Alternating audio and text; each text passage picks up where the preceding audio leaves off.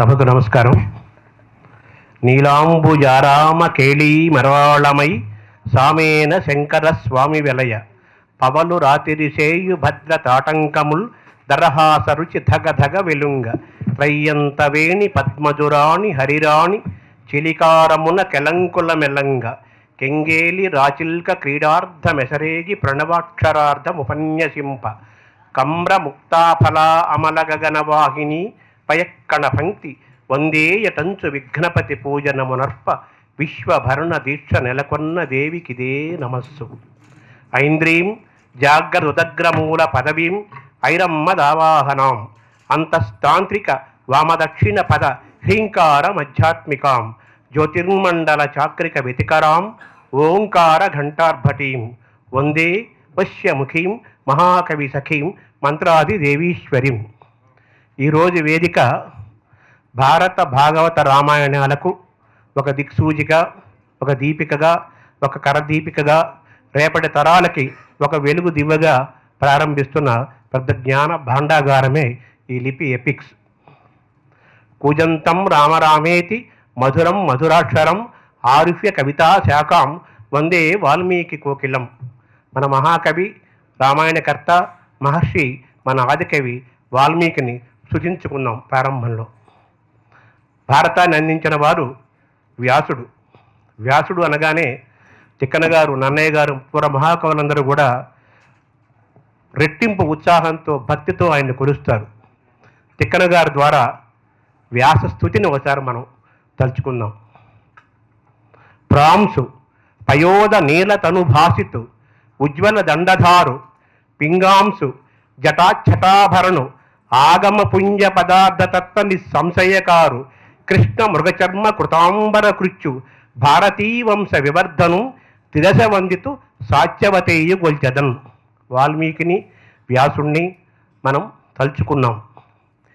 ఏయది హృద్యంబు అపూర్వం వేయది ఎద్దాని వినున ఎరుక సమగ్రంబయ్య నుండు అగనిబర్హణమేయది ఆ కథయు వినగ ఇష్టము మాకున్. ఏదైతే ముందు ఈ లిపి ఎపిక్స్ ముందు భారతంతో ప్రారంభించారు, ఈరోజు రామాయణానికి విస్తరించారు. భవిష్యత్తులో భాగవతం కూడా వస్తుందని మనం ఆకాంక్షిద్దాము.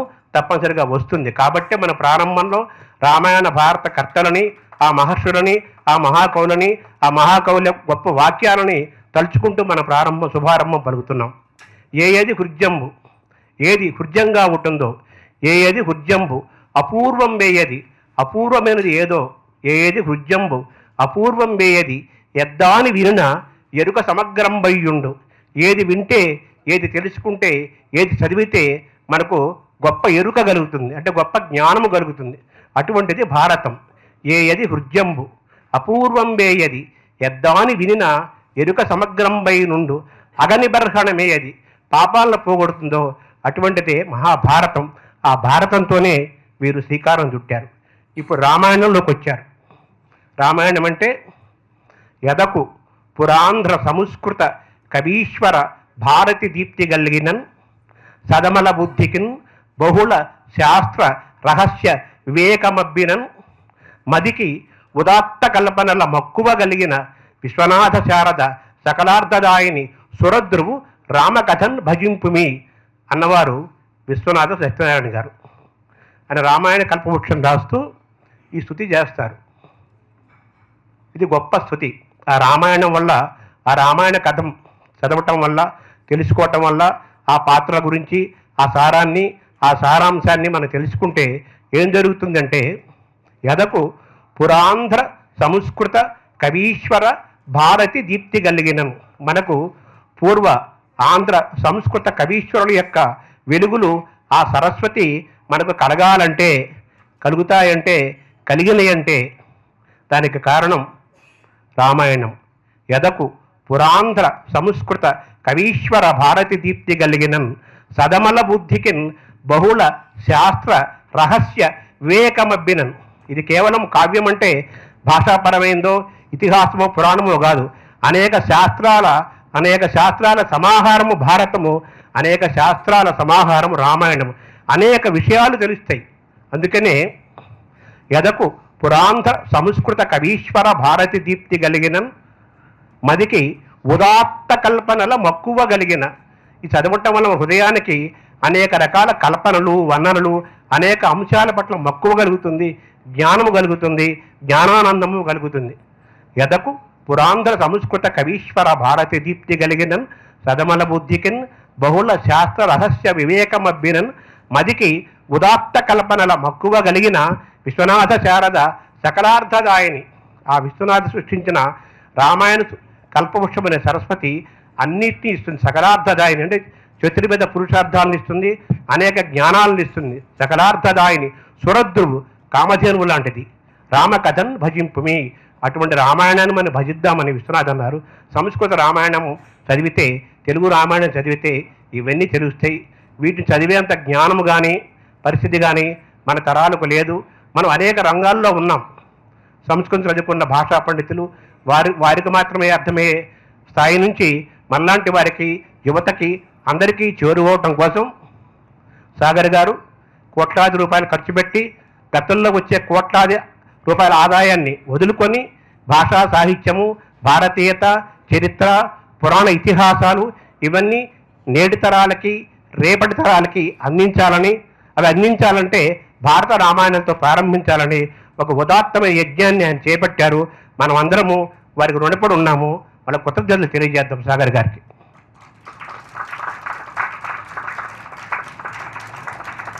టెక్నోక్రాట్గా ఆర్టిఫిషియల్ ఇంటెలిజెన్స్లో నిష్ణాతులై ఉండి అమెరికా వెళ్ళి దాదాపు 4 దశాబ్దాలయ్యి ఎంతో సంపాదించినా కానీ ఆయన హృదయమంతా కూడా భారతదేశం మీద, భారతీయమైన ఇతిహాసాల మీద, పురాణాల మీద, చరిత్రల మీద, ఆ పాత్రల మీద ఉంది. వాటన్నిటి రూపకల్పనే ఈ లిపి ఎపిక్స్. ఈ లిపి ఎపిక్స్లో ఇందాక మనం ప్రారంభంలో చూసాం, ఆనందం కలిగాం, జ్ఞానము వచ్చింది, జ్ఞానానందము కలిగింది. అటువంటి జ్ఞానానందం అన్ని తరాల వారికి, అన్ని వయసుల వారికి, అన్ని ప్రాంతాల వారికి అందాలనే ఉద్దేశంతో తెలుగుతో పాటు మిగిలిన భారతీయ భాషల్లో కూడా తీసుకొస్తున్నారు. భారతం ఇప్పటికే ఎపిక్స్ ఆల్రెడీ రిలీజ్ అయింది. కొన్ని లక్షల మంది దాన్ని ఆస్వాదిస్తున్నారు, జ్ఞానాన్ని, ఆనందాన్ని పొందుతున్నారు. ఈరోజు రామాయణం మనకు అందుబాటులోకి వచ్చింది.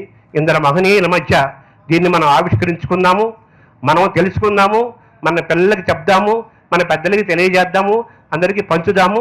ఈ మహనీయుల మధ్య ఈరోజు ఈ యాప్ ఆవిష్కరణ జరగటం ఒక శుభ సందర్భము, ఒక శుభ సంభ్రమంగా భావిస్తూ శుభాకాంక్షలు తెలుపుతున్నాను. నమస్కారం.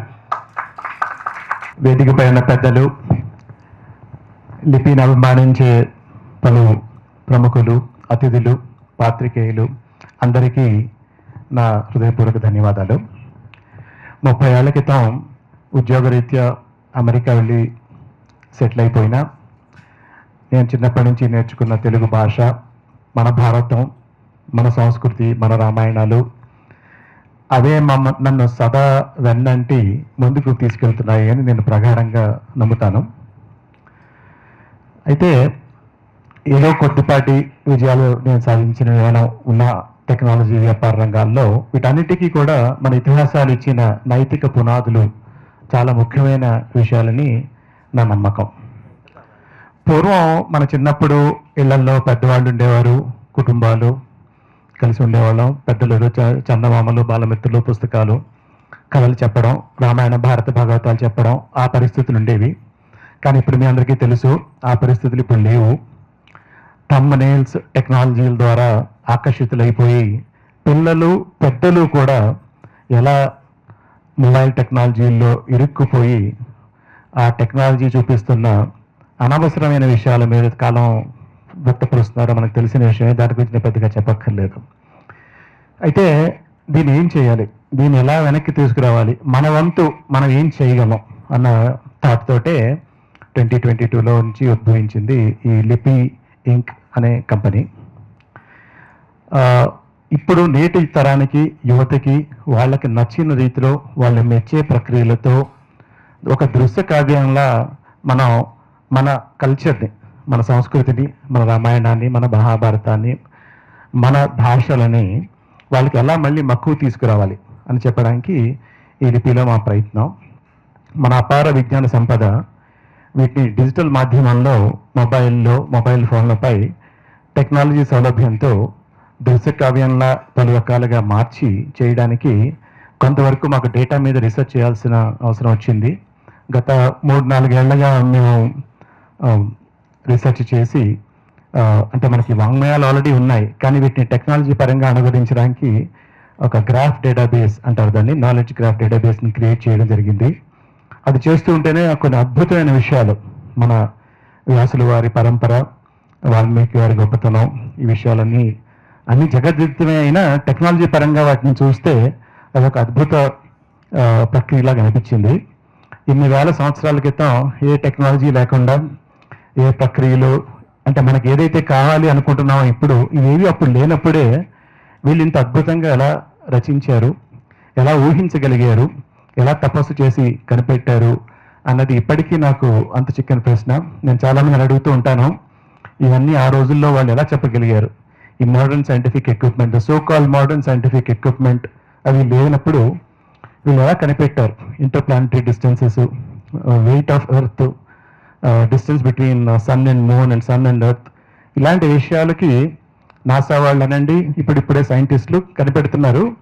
కానీ వాటికి ఆల్మోస్ట్ సమానంగా ఇంకా అద్భుతంగా ఇన్ని వేల సంవత్సరాల క్రితం ఎలా చెప్పగలిగారు ఏమిటి అన్న విషయాలు ఈ భారతం విపులంగా చదువుతూ ఉంటే చాలా విషయాలు అందులో అద్భుతంగా కనిపించాయి. అప్పుడు నాకేమనిపించిందంటే, ఇదే పిల్లలు చదువుతూ నేర్చుకుంటే వాళ్ళకి అట్లీస్ట్ ఒక జిజ్ఞాస, ఒక కుతూహలం వస్తుంది. ఈ మోడర్న్ సైన్సే నాకు అక్కర్లేదు, ఒక రకమైన ఇంకొక మ్యాథమెటికల్ మైండ్ తోటి నేను ఆలోచిస్తే నేను ఇలాంటి విషయాలు కనిపెట్టగలను అనే జిజ్ఞాస రావచ్చు అనిపించింది. అయితే వీటిని చేయాలి అంటే పిల్లలకి ఈ కాలంలో అందరూ ఏంటంటారు, నాకు రామాయణం, భారతం, ఇతిహాసాలు ఇష్టమే, కానీ వాటిని నేర్చుకోవడం చాలా కష్టం, ఆ భాష ఇప్పుడు నాకు రాదు, ఆ టైం నాకు ఇప్పుడు లేదు అనేది చాలా కామన్గా చెప్తారు. ఇది ఉత్తి పిల్లల విషయమే కాదండి, పెద్దవాళ్ళు కూడా మేము గమనించాం. చాలామంది ఇళ్లలో పుస్తకాలు ఉంటాయి, గ్రంథాలయాలు ఉంటాయి ఇళ్లలో, రామాయణం, భారతాలు పుస్తకాలు చాలా ఇళ్లలో చూశాను. కానీ మీరు చదివారా అంటే చాలామంది చదువుకుంటారు.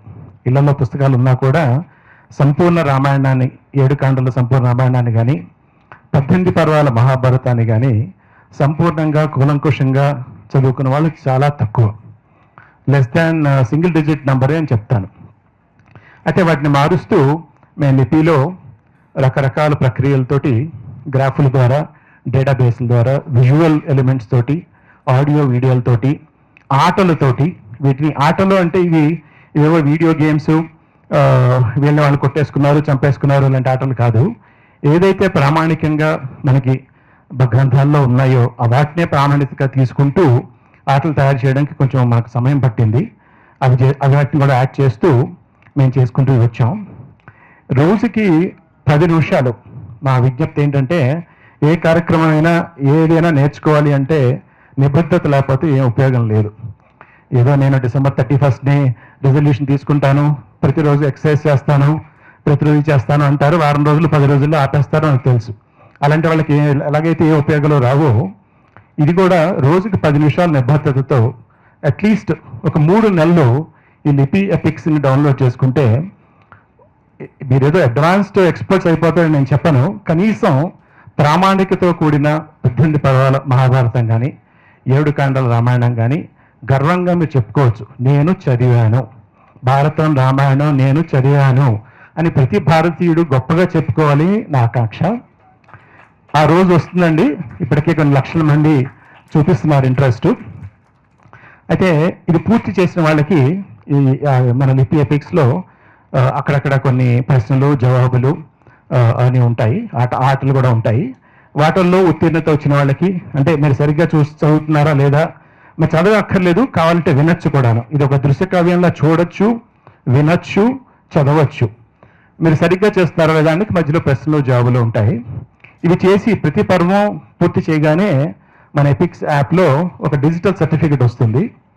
అయితే సరస్వతి పుత్రులు శ్రీ సామవేదం షణ్ముఖ శర్మ గారు, యువతేజం ప్రవక్త, వక్త కేసీ గారు ఏమన్నారంటే, మీ యాప్లో కంప్లీట్ చేస్తే పూర్తిగా వాళ్ళు స్వయంగా సర్టిఫికెట్లు అందజేస్తారు. ఇది ఒక అద్భుతమైన అవకాశం అండి. అందరూ కూడా అది వినియోగపరచుకొని వాడుకోవాలని నా విజ్ఞప్తి చేస్తాను. చివరిగా రామాయణ, భారత ఇతిహాసాలే కాకుండా తెలుగు భాష, ఇక్కడికి బ్రహ్మానందం గారిని ముఖ్యంగా చెప్పాలి. ఆయన ప్రస్తుతం కొంచెం లేట్. 2 ఏళ్ల క్రితం నేను ఇది ఎక్స్ప్లెయిన్ చేసినప్పుడు ఆయన నాకు ఒక సలహా ఇచ్చారు. ఇది చాలా బాగుంది, కానీ మీరు తెలుగు భాష మీద ఇంకా ఎక్కువ ప్రయోగాలు చేయండి. అది కదా మనం పట్టుకోవాల్సింది. రామాయణ భారతాలు సరే తప్ప, అవి అలాగే మన ఇతిహాసాలు, కానీ సామాన్య ప్రజలకి, ప్రజానీకానికి దగ్గరగా వెళ్ళేటట్టుగా మీరు తెలుగు భాష మీద ఆటలు తయారు చేయండి అని చెప్పి ఆయనకి నాకు ఒక స్ఫూర్తినిచ్చారు. అది అది చేయడానికే ఆటలు, తెలుగు ఆటలు కూడా తెలుగు పదాలతో ఆటలు. అది ఎందుకంటే ఇంగ్లీష్లో ఓవర్ 100 to 200 వెరీ పాపులర్ ఆటలు ఉన్నాయండి. నిత్యం 20 మిలియన్ మంది సబ్స్క్రిప్షన్ పేమెంట్ చేస్తూ ఆడుతున్నారు ప్రపంచం అంతాను ఇంగ్లీష్లో. అయితే కామన్ మ్యాన్కి మన తెలుగులో కానీ, హిందీలో కానీ, మన భారతీయ భాషల్లో చక్కగా ఆడుకోవడానికి అలాంటి ఆటలు అసలు లేవనే చెప్పాలి. ఆ వెలితి ఉంది అని నాకు అనిపించింది. సో ఒక పక్క రామాయణ భారతాన్ని క్యూరేట్ చేస్తూ తెలుగు పదాలు, తెలుగు సామెతలు, తెలుగు సంస్కృతి క్యూరేట్ చేస్తూ, అలాగే ఇప్పుడు హిందీ, గుజరాతీ అన్ని భాషల్లోకి చేస్తున్నాం. దాన్ని లిపి బ్రెయిన్ బూస్టర్ అని అంటాం యాప్ని. అది ఒక చేసాం. ఇది చేస్తూ ఉంటే ఇందాక చెప్పినట్టు సిలికాన్ ఆంధ్ర మనబడి అనే వ్యవస్థ అమెరికాలో చాలా పాపులర్ స్కూలు. వాళ్ళు ఇప్పటికి 1,00,000కి పైగా పిల్లలకి తెలుగు నేర్పారండి. 7 తరగతుల్లో 7 లెవెల్స్లో తెలుగు నేర్పుతారు. వాళ్ళు ఎంత అద్భుతంగా తెలుగు అక్కడ నేర్పుతున్నారంటే ప్రవాసాంధ్రులకి, అక్కడ 7వ తరగతి తెలుగులో ఉత్తీర్ణులైన వాళ్ళు తెలుగులో కంద సీస పద్యాలు కూడా రాయగలుగుతున్నారు. చందోబద్ధంగా పద్యాలు రాయగలుగుతున్నారు. అది ఈ విషయం చెప్తే తెలుగు స్టేట్స్లో కూడా ఆ సామర్థ్యత చాలా తగ్గిపోతుంది. దాన్ని మళ్ళీ వాళ్ళు రివైవ్ చేస్తున్నారు. సో వాళ్ళు మన యాప్ చూసి ఇది చాలా అద్భుతంగా ఉంది, ఇదే టెక్నాలజీని మీరు మా పిల్లలకి, మా పాఠ్యాంశాలకు అనుగుణంగా చేయగలరా అని అడిగారు. అది మేము చేస్తున్నాం. ఈ ఏప్రిల్ నుంచి ఇది ఏటా 15,000 మందికి మన లిపి కిడ్స్ అనే యాప్ కంపల్సరీగా వాళ్ళు పిల్లలు నేర్చుకుంటారు. సో అదే నేను ఒక సభలో గరికపాటిగా చెప్పారు, చాలా స్కూళ్ళల్లో మీకు తెలుగు టీచర్లు లేవు.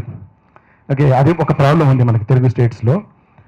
వనరులు లేవు, టీచర్లు లేరు అంటున్నారు కదా. కనీసం మీరు కెమిస్ట్రీ టీచర్ అవ్వచ్చు, ఫిజిక్స్ టీచర్ అవ్వచ్చు, మ్యాథ్ అవ్వచ్చు, మీ పాఠ్యాంశం అయిపోయాక ఆఖరి 5 నిమిషాల్లో ఒక శతకం నేర్పి పంపించండి పిల్లలకి అని చెప్తున్నారు. శతకాలు, తెలుగు శతకాలు నేర్పమంటున్నారు. మేము ఆ తెలుగు శతకాలను కూడా మా యాప్లో క్రోడీకరించి వాటిని చాలా వినూత్నమైన రీతిలో అద్భుతమైన వీడియోలతోటి ఆ శతకాలన్నీ తయారు చేసాం. తర్వాత సమయం ఉంటే మన రిలీజ్ ఫంక్షన్ అయ్యాక లిపి కిడ్స్ కూడా మీకు చూపిస్తాం. సో లిపి కిడ్స్ పిల్లలకి లిపి బ్రెయిన్ బూస్టర్ అనేది తెలుగు పదాల ఆట. ఇందాక ఫస్ట్ కొంచెం చూపించాను. రామాయణం, మహాభారతాలు, లిపి ఎపిక్స్, ఇలా 3 యాప్స్ తోటి మనం వచ్చాం. ఇది అందరూ కూడా దీనికి విస్తీర్ణత ఇచ్చి మేము చేస్తున్న మా కార్యక్రమానికి సహాయం చేస్తూ మీ మాధ్యమాల్లో, మీ ప్రసంగాల్లో, మీ అవకాశాల్లో మా గురించి చెప్పి, ఈ లిపి యాప్స్ గురించి చెప్పి వీటిని ఇంకా ముందుకు తీసుకెళ్ళడానికి సహకరించాలని కోరుతూ ధన్యవాదాలు. అకర్దమమిదం తీర్థం భరద్వాజ నిశామయ రమణీయం ప్రసన్నాంబు సన్మనుష్య మనోయధ. ఇది అత్యంత కీలకమైనటువంటి శ్లోకం. రామాయణాన్ని సూచిప్రాయంగా వాల్మీకి మహర్షి దానిని సత్పురుషుడి యొక్క మనస్సు ఎలా ఉంటుందో అట్లా ఈ తటాకం ఉన్నది కదా, అకర్దమంగా ఉన్నది అంటే బురద లేకుండా ఉన్నది. మానవ జీవితం కలంకరహితంగా ఉండాలి, కళాత్మకంగా ఉండాలి, శాస్త్రీయంగా ఉండాలి, శాస్త్రగతంగా ఉండాలి, సంగీత సాహిత్య సమన్వితమైనటువంటి ఒక దివ్య భావన గరిమతో మన సంస్కృతి విలసనం జరగాలి అని భావించినటువంటి ఆదికవి వాల్మీకి. వాల్మీకి కోకిలం ఎందుకన్నారంటే రాముడి జీవితంలో ప్రధాన ఘట్టాలన్నీ వసంతకాలంలో జరిగినాయి కనుక రాముడి యొక్క జీవన గానాన్ని, జీవన విధానాన్ని ఒక దివ్యగానంగా ఈ ప్రపంచానికి అందించారు. మామూలుగా ఈవేళ అందరికీ అలవాటైంది భారత, భాగవత, రామాయణాలు అంటున్నారు. ముందు రామాయణం చెప్పాలి, తర్వాత భారతం, భాగవతం, ఆ తర్వాత భగవద్గీత. ఇదొక క్రమ పరిణామ దశ. దీనిలో ఈవేళ ప్రధానంగా రామాయణం కాబట్టి అందరూ నన్ను కూడా చాలా చోట్ల అడుగుతూ ఉంటారు, ఇవన్నీ చదివితే మాకేమిటి లాభము అని అడుగుతారు. ముఖ్యంగా తెలుగునాట, తెలుగు జాతిలో తెలుగువాడిగా పుట్టినటువంటి వాడికి ఒక అద్భుతమైనటువంటి ఆయుధము, అస్త్రము, శస్త్రము ఒకటి ఉంది, దాని పేరు పద్యం. ఆ పద్యం ఒక్క పద్యాన్ని గనక ధారణ చేస్తే అపారమైన ధారణాశక్తి మనకి ఏర్పడుతుంది. అంతేకాదు దానిలో ఒక అల్లిక, ఒక జిగి, ఒక బిగి, ఒక శబ్ద సౌందర్యం, ఒక శైలి, ఒక గతి, ఒక శుభగశయ్యాగతమైనటువంటి ఒక భావధార, దానిలో కథాకథన విశేషం ద్వైతాద్వైత మార్గంలో జరుగుతుంది గనక తెలుగు వారందరూ పద్య రూపంగా తమ సంస్కృతిని నిలబెట్టుకోవాలి. ఇది మొదటిది. అందుకనే రామాయణం కాబట్టి విశ్వనాథ వారు ఇప్పుడు వారు చెప్పారు పద్యం ఎదకు పురాంధ్ర. అది కండిషన్స్ పెట్టారు ఆయన. నీకు సంస్కృతం వచ్చా, తెలుగు వచ్చా, నా రామాయణం చదువుకో. నీకు అనేక శాస్త్రాల రహస్యం తెలుసా, నా రామాయణం చదువుకో. నీకు ఆ రెండు తెలివితేటలు లేకపోతే కనీసం ఉత్తమ కల్పనలు ఉన్నాయి, అదన్నా నువ్వు చదువుకో. కానీ విశ్వనాథ శారద సకలార్థదాయిని సురద్రువు రామకథన్ భజింపుమి అన్నాడు.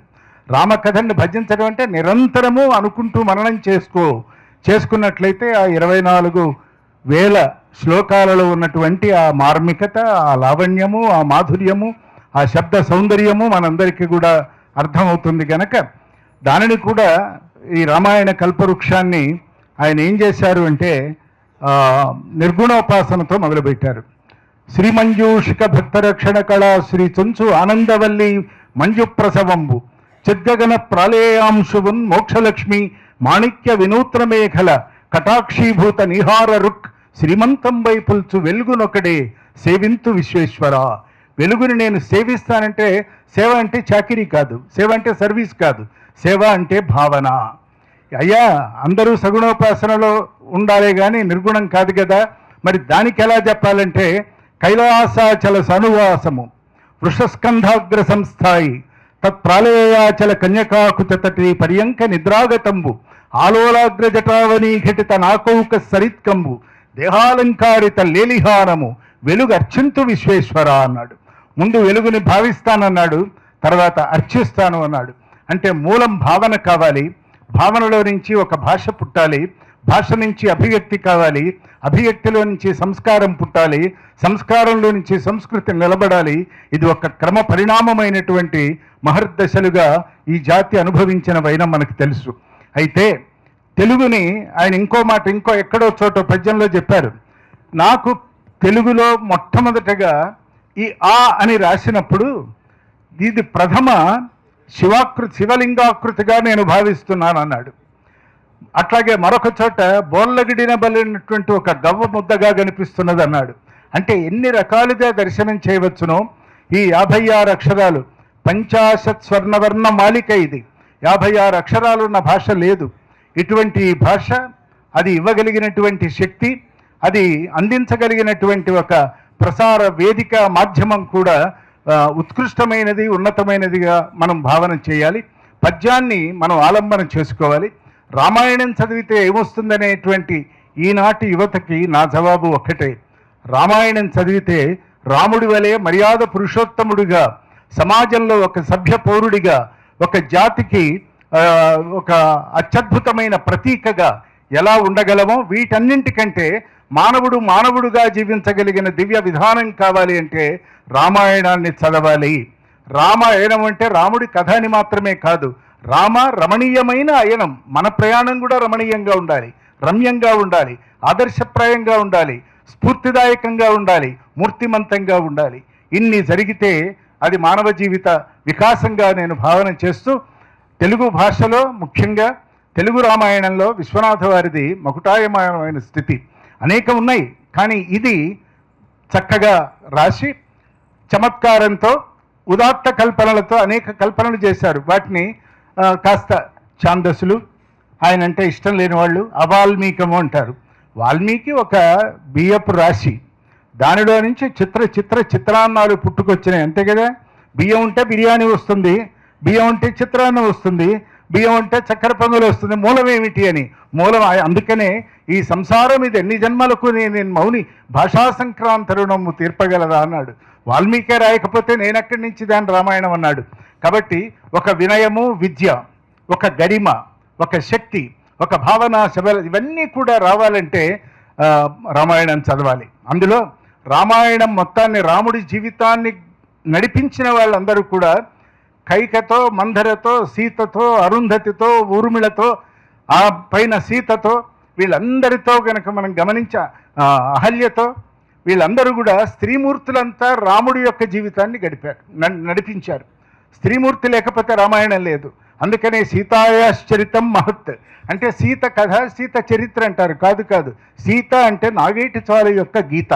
ఆ గీతలో నుంచి సస్యం పండాలి, దానిలో నుంచి సాంస్కృతిక వైభవం రావాలి, దానిలో నుంచి పరమాత్మని దర్శనం చేయాలి.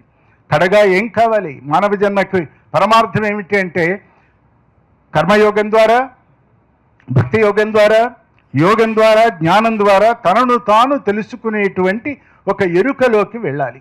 ఆ ఎరుక ఏమిటంటే నేను కేవల దేహం మాత్రమే కాదు, నేను కేవల మానవుణ్ణి కాదు, నేను మాధవుణ్ణే, ఆ మాధవుడు నాయందే ఉన్నాడు, అది ఆత్మగా ఉన్నది అనేటువంటి ఒక ఉదాత్త వైఖరికి వెళ్ళాలి అంటే రామాయణాన్ని చదవాలి. అలాగే భారతం చదివితే ఏమవుతుంది? వ్యాసుల వారు ఇవాళ అడుగుతారు ప్రశ్నలు అనేక చోట్లకు వెళ్ళినప్పుడు, ఏముందండి ఆ భారతం సినిమాల్లో చూపించిన భారతమేనంటే దాన్ని కాసేపు పక్కన పెడితే కనీసం వాళ్ళు ఆ ప్రయత్నం చేసి ఇదిగో ఇట్లా అవుట్లైన్స్ అన్న మనకి ఇచ్చారు. భారతాన్ని గనక నిష్టగా జరిగితే వ్యాసుల వారి ఒక ప్రమాణం ఉంది. ప్రపంచంలో, లోకంలో ఏమి ఉన్నదో అది నా భారతం నిండా నేను రాశాను. భారతంలో నేను ఏం రాశానో అది మాత్రమే సమాజంలో ఉన్నది. మిర్రర్ రిఫ్లెక్షన్ అంటాం, బింబ ప్రతిబింబ భావంతో ఉన్నది. భారతము అంటే భా అనేటువంటి ఒక వెలుగుని దాని యందు వికాసమానం చెందాలి. మానవుడు ఎలా జీవించాలో జీవించకూడదో రెండూ చెప్పగలిగినటువంటి శక్తివంతమైనటువంటి మహాకావ్యం అది ధర్మశాస్త్రం. దానికి అనేక పార్శ్వాలు, అనేక డైనమిక్స్ ఉన్నాయి. కాబట్టి భారతాన్ని అందుకు చదవాలి. దానిలో అనేక పాత్రలు, ఆ పాత్రలన్నీ మనలో అప్పుడప్పుడు, మనలోనే కీచకుడు, మనలోనే మరొకడు, మనలోనే కృష్ణుడు, మనలోనే అర్జునుడు, అందరూ మనలోనే ఉన్నారు. ఒక వ్యక్తి ఒక రూపం తీసుకొని అనేక భావాలతో మనం ఎలా జీవిస్తామో, ఏకోహం బహుశ్యామని ఒక మాట ఉంది కదా, అట్లా అనేకమైనటువంటి రీతులలో మనల్ని మనం ఆవిష్కరించుకోవటానికి, మనల్ని సరిదిద్దుకోవటానికి, జీవితంలో ఏం చెయ్యాలో స్పష్టంగా తెలియటానికి, ఏం చెయ్యకూడదో కూడా నిర్ణయించుకోవటానికి భారతం ఒక గొప్ప గ్రంథం అది. తర్వాత భాగవతం అంటే అది కేవలం భాగవతుల కథ, భగవంతుడి కథ మాత్రమే కాదు. భా అంటే వెలుగు, గా అంటే జ్ఞానం, వా అంటే వైరాగ్యం, తా అంటే తత్వం, ము అంటే ముక్తి. అంటే భక్తి జ్ఞాన వైరాగ్య తత్వ ముక్తుల యొక్క ఒక సమాహార సమ్యక్ స్వరూపం ఏది అంటే అది భాగవతం. దీన్నే సత్యసాయిబాబా గారు చమత్కారంగా ఏమన్నారంటే, భాగవతం చదివితే ఏమవుతుందంటే బా కింద ఒత్తు తీసేసేయండి అన్నారు, బాగవుతాము అన్నారు. ఆ బాగు కావటం అంటే నిన్నటి కంటే ఈ రోజు కంటే రేపు, రేపటి కంటే మరునాడు ఉదాత్తంగా వెళ్ళాలి. కాబట్టి రామాయణం చదివితే మర్యాద పురుషోత్తములుగా జీవిస్తాం. ఎలా ఉత్తమంగా, ఉన్నతంగా, ప్రశాంతంగా జీవితంలో ఎన్ని ఆఘాతాలు ఏర్పడినా, ఎన్ని నిరాశలు ఎదురైనా కడగా పట్టాభిషేకం అంటే జ్ఞానానికి పట్టాభిషేకం, యోగానికి పట్టాభిషేకం. ఒక రాముడై వచ్చి ఈ జగత్తులో తన కార్యకలాపాలు ముగించి ఎంత నిరామయంగా, నిర్మమంగా, నికేతనంగా, నిరంజనంగా, స్పష్టంగా మళ్ళీ తన మూలస్థానానికి వెళ్ళాడో అలాగే మళ్ళీ మన మూలంలోకి మనం వెళ్ళాలి. అది మన జీవన పరమార్థం. భారతంలో నుంచి మనం సమాజం చేత పడకూడదు, సమాజాన్ని మనం ఎన్నడూ ఓడించకూడదు, దాని మీద యాజమాన్యం వహించకూడదు, దాని మీద మనకెట్టి హక్కులు లేవు. కరెంట్గా సమాజంతో పాటు మనం వెళుతూ ఉండాలి. మనకున్న ప్రజ్ఞ, మనకున్నటువంటి విశేషమైనటువంటి జ్ఞానం, వీటన్నింటి ద్వారా సమాజం యొక్క వికాసానికి మనం దోహదం చేయాలి. ఇక భాగవతం అంటే భగవంతుని యందు భక్తి ఉండాలి. ఉన్నాడు అని నమ్మేటువంటి భరత జాతి కాబట్టి దేవుడు లేడన్నవాడు కూడా నా దృష్టిలో తక్కువవాడు కాదు. ఎందుకంటే లేడేమో అంటూ ఉన్నాడు అని తెలుసుకున్న తర్వాత వాడు నిలబడతాడు. ఉన్నాడు అని మొదలుపెట్టినవాడు ఉన్నాడని కలడు అనడు వాడు కలడో లేడో అంటే మీమాంసలో పడతాడు. కాబట్టి హేతువుని ఆదర్శంగా తీసుకొని దాన్ని ఒక అస్త్రంగా తీసుకొని తనను తాను ఎరుకలోకి వెళతాడు. ఇక కర్మ, భక్తి, జ్ఞానయోగాల సంపుటీకరణమే భగవద్గీత. ఈ భగవద్గీత కర్మయోగం చేయాలి. ఎలా చేయాలి? భక్తితో చేయాలి. భక్తి అంటే ఏమిటి? పూజాతే విషయోపభోగ రచన, పూజలు, వ్రతాలు, దానాలు అవన్నీ రిచువల్స్. స్పిరిచువల్ ఏమిటి అంటే పరమేశ్వరుడి యందు మనలో ఉన్న వెలుగుని మనం నమ్మాలి, అది భక్తి. తి అంటే కూడి ఉండటం, భా అంటే వెలుగు. కనుక మనం ఏ కర్మ చేసినా మనదేదో మనకి తెలియని ఒక మహాశక్తి ఈ అనంత కాలాలుగా ఈ సృష్టి నడిపిస్తున్నది అనేటువంటి ఒక నమ్మకంతో కనుక ఉన్నట్లయితే అది భక్తిగా రూపాంతరీకరణం చెందినప్పుడు, అది కాయ అయినప్పుడు, అది నెమ్మదిగా పండుగ పోతున్న సమయంలో భక్తి యోగానికి జ్ఞానయోగానికి మధ్య చాలా కంజంక్షన్ ఒకటి ఉంది, చిన్నది, దాని పేరు యోగం. ఆ యోగాన్ని కనుక దృష్టిలో పెట్టుకున్నట్లయితే కమ్యూనియన్ అనే పదం వాడుతున్నాం వేళ. ఎవరితో అంటే కంటికి కనపడని ఒక మహాశక్తి ఈ ప్రపంచాన్ని నడిపిస్తున్నది. అది ఆ అభివ్యక్తి అనేక రకాలుగా ఉన్నది కనుక దానిని కూడా దర్శనం చేయాలి. చూడటం కాదు, చూడటం వేరు, దర్శనం చేయటం వేరు. చూడటం పెరిఫెరల్, ఫిజికల్, ట్రాన్సియంట్, ఇంపర్మనెంట్, ఇవన్నీ కూడా ఇంగ్లీష్లో ఈ పదాలు వాడాలి, అప్పుడు అందరికీ అర్థమవుతుంది. ఇక మూడవది, జ్ఞానయోగంలోకి వెళ్ళినప్పుడు ఏది జ్ఞానము అంటే, నేను ఒక 10,000 ప్రసంగాలు చేస్తే నేను గురువుని కాను, ఒక 20,000 ప్రసంగాలు చేస్తే నేను జ్ఞానిని కాదు. ఇంటలెక్చువల్ ఇంటర్ప్రిటేషన్ ఈజ్ ఓన్లీ విజ్ఞాన. ఉన్న దాని మీద నేను వ్యాఖ్యానం చేస్తే నాకు ఆ శక్తి ఉన్నది అని అర్థం. జ్ఞాని అంటే ఇక తెలియబడవలసినదంటూ ఏమీ లేదు అనేటువంటి ఒకానొక స్థాయికి వెళ్ళగలిగినట్లయితే ఆ స్థాయికి జ్ఞాని అని పేరు. ఆ జ్ఞాని మాట్లాడు, ఆ జ్ఞాని ప్రవచనం చేయడు, ఆ జ్ఞాని ఉపన్యాసం చేయడు, మరి ఏం చేస్తాడు? మౌన వ్యాఖ్య ప్రకటిత పరబ్రహ్మతత్వం యువానం అంటే మౌన వ్యాఖ్య ద్వారా, మౌనం ద్వారా ఈ గురువులు ప్రవచనకారులు అనేటువంటి వారు ట్రాన్స్లేటర్లు, ట్రాన్స్పోర్టర్స్ ఉన్నదాన్ని ఉన్నట్టుగా, ఉన్నదానికి కాస్త ఎక్కువగా తక్కువగా ఊహాతీతంగా ఊహాత్మకంగా చెప్తారు. కానీ జ్ఞాని తాను ఏమి దర్శించాడో దాన్ని చెప్తాడు. భారతీయమైనటువంటివన్నీ, అటు టెక్నాలజీ, ఖగోళ శాస్త్రం కానీ, ఎస్ట్రానమీ కానీ, ఎస్ట్రాలజీ కానీ, ఇప్పటి వరకు వచ్చినటువంటి అనేకమైనటువంటి రెవల్యూషన్స్ అంటామే, ఇవన్నీ కూడా మహర్షుల దర్శనాలు. మహర్షుల టైంలో పుస్తకాలు లేవు, కంప్యూటర్లు లేవు, కెలడియోస్కోప్స్ లేవు. వరాహమీరుడు ఇక్కడ కూర్చొని గగనాంతరాలలో దాగి ఉన్నటువంటి నక్షత్ర మండలాన్ని వివరించి చెప్పాడు. భూమి లోపల ఎక్కడ నీళ్లుంటాయో నడుస్తూ చెప్పచ్చు అన్నాడు. వజ్ర సంఘాతం అన్నాడు సిమెంట్ని, వజ్ర లేపనం అన్నాడు మోర్టార్ని. కాబట్టి భారతీయమైనటువంటి వైజ్ఞానిక భాండాగారంలోకి మనం ఒక్కసారి గనక కన్ను విప్పి చూడగలిగితే మన వృత్తులు చేసుకుందాం, మన ప్రవృత్తులతో జీవనయాత్ర చేద్దాం. కానీ నివృత్తి మార్గానికి మాత్రం కేవలం భారతదేశము, భారతీయత, భారతీయ వాంగ్మయ సంపుటి, మహర్షుల యొక్క ఆ అనుగ్రహ వరదానం, ఇవన్నీ కూడా మనందరినీ కూడా నడిపించు వచ్చినాయి, రాబోయే తరాన్ని కూడా నడిపిస్తాయి అనేటువంటి ఒక ఆశని, ఒక నమ్మకాన్ని కలిగించినటువంటి సాగర్ గారికి మనం ఈవేళ నమస్కరించాలి. ఎందుకంటే ఏదో ఆయన సంపాదించుకొని సుఖభోగంతో గడిపేసి అందరూ నడిచినట్లే జీవితాన్ని కాస్త నడిపి కాసేపు గడిపి వెళ్ళిపోతే అది ఉదాత్త జీవితం కాదు. జీవితాన్ని నడపకూడదు, గడపకూడదు, జీవితాన్ని జీవించాలి. ఇది భారతీయమైన మూలతత్వం. చూడండి, కందుకూరి శివానందమూర్తి గారు వారు ఒక మాట చెప్పారు. మీరు దేహం ఉంది, ఇక్కడ దైవం ఉన్నదని నమ్మకం ఉంది, కానీ ఈ రెంటి మధ్య ఒక దేశం ఉన్నదని మాత్రం మర్చిపోకండి. దేశం వాస్తవికత, దైవం ఒక ఊహ, అంతే కదా. దేహమా ఉంటుందో ఉండదో తెలియదు, ఇది ఎప్పటికైనా పోయేదే. రెండు, ఒకటి కనపడనిది, రెండోది కనపడుతున్నా పోయేదాని మధ్యలో దేశము నిత్యము, సత్యము, శాశ్వతము. ఆ దేశంలో నుంచి వచ్చినటువంటి ఈ మహర్షి సంతతి అంతా కూడా మనకి ఇచ్చినటువంటి వాంగ్మయ ధారని ఒడిసిపెట్టి గుక్కెడు గుక్కెడుగా మనం కూడా స్వీకరిస్తూ మళ్ళీ మన తర్వాత తరానికి ఈ జాతి యొక్క వైభవాన్ని, ఈ ఆంధ్ర భాషని, ఈ తెలుగుతనాన్ని, ఈ తెలుగులో మాటను దాగినటువంటి దానిని మనం అందరం కూడా అందించుకోవాలని నేను కోరుకుంటూ చివరగా ఒక్క మాట చెప్తాను. విశ్వనాథ్ సత్యనారాయణ గారిని వారణాసిలో అడిగారు, అయ్యా సంస్కృతానికి ఈ ఆంధ్రానికి ఏమిటి పోలిక, వాటి మధ్య ఉన్న సంబంధం ఏమిటి అని అడిగారు. అడిగితే ఆయన అన్నారు, రెండు అప్పచెల్లెళ్ళు అన్నారు. అప్పగారింటికి చెల్లెలు వెళ్ళినా, చెల్లెలింటికి అప్పగారు వెళ్ళినా 4 రోజులు ఉండవే అంటుందిట ఆయన చెప్పిన మాట. అన్నదమ్ముల ఇళ్ళ కనుక వెళితే ఇప్పుడే ఎందుకు వచ్చావురు అంటాట అన్నగారు.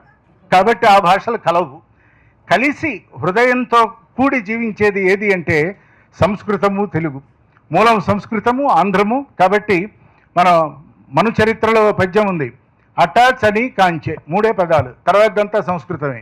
అటదని కాంచ భూమిసురుడు అంబర చుంబి శిరస్సరజ్జరీ పటల ముహుర్ముహుర్లట దభంగ తరంగ మృదంగ నిస్వనస్ఫుట నటనానుకూల పరిఫుల్ల కలాప కలాపిజాలమున్ కటక చరత్కరేడు కరకంపిత సాలము శీతశైలమున్. ఇది పద్యం. అంటే హిమాలయాల దగ్గరికి ఈయన వెళ్ళలే, అలసాని పెద్దన గారు ఇక్కడే ఉన్నారు. కానీ హిమాలయాలలో ఏం జరుగుతున్నదో ఆ పద్యం నిండా రాశారు, ఆశ్వాసం అంతా రాశారు. అంటే కవి దార్శనికుడు, కవి రచయిత కాదు, రచయిత వేరు, కవి వేరు, పండితుడు వేరు, పండితమన్యుడు వేరు. ఇన్ని రకాలుగా ఉన్నటువంటి ఈ తెలుగు భాషా వైభవాన్ని మనం కాపాడుకోవాలని ఏదో ఒక సందర్భంలో రవీంద్ర భారతిలో ఒక ఆయన అన్నారు, అల్లసాని పెద్దన గారి తర్వాత సంస్కృతంలో తెలుగు పద్యం రాయేసిన వాడు ఎవడూ లేడే అని ఆయన వాపోయినారు. వాపోతే ఆ రోజు నేను ఒక పద్యం గుర్తు చేశాను.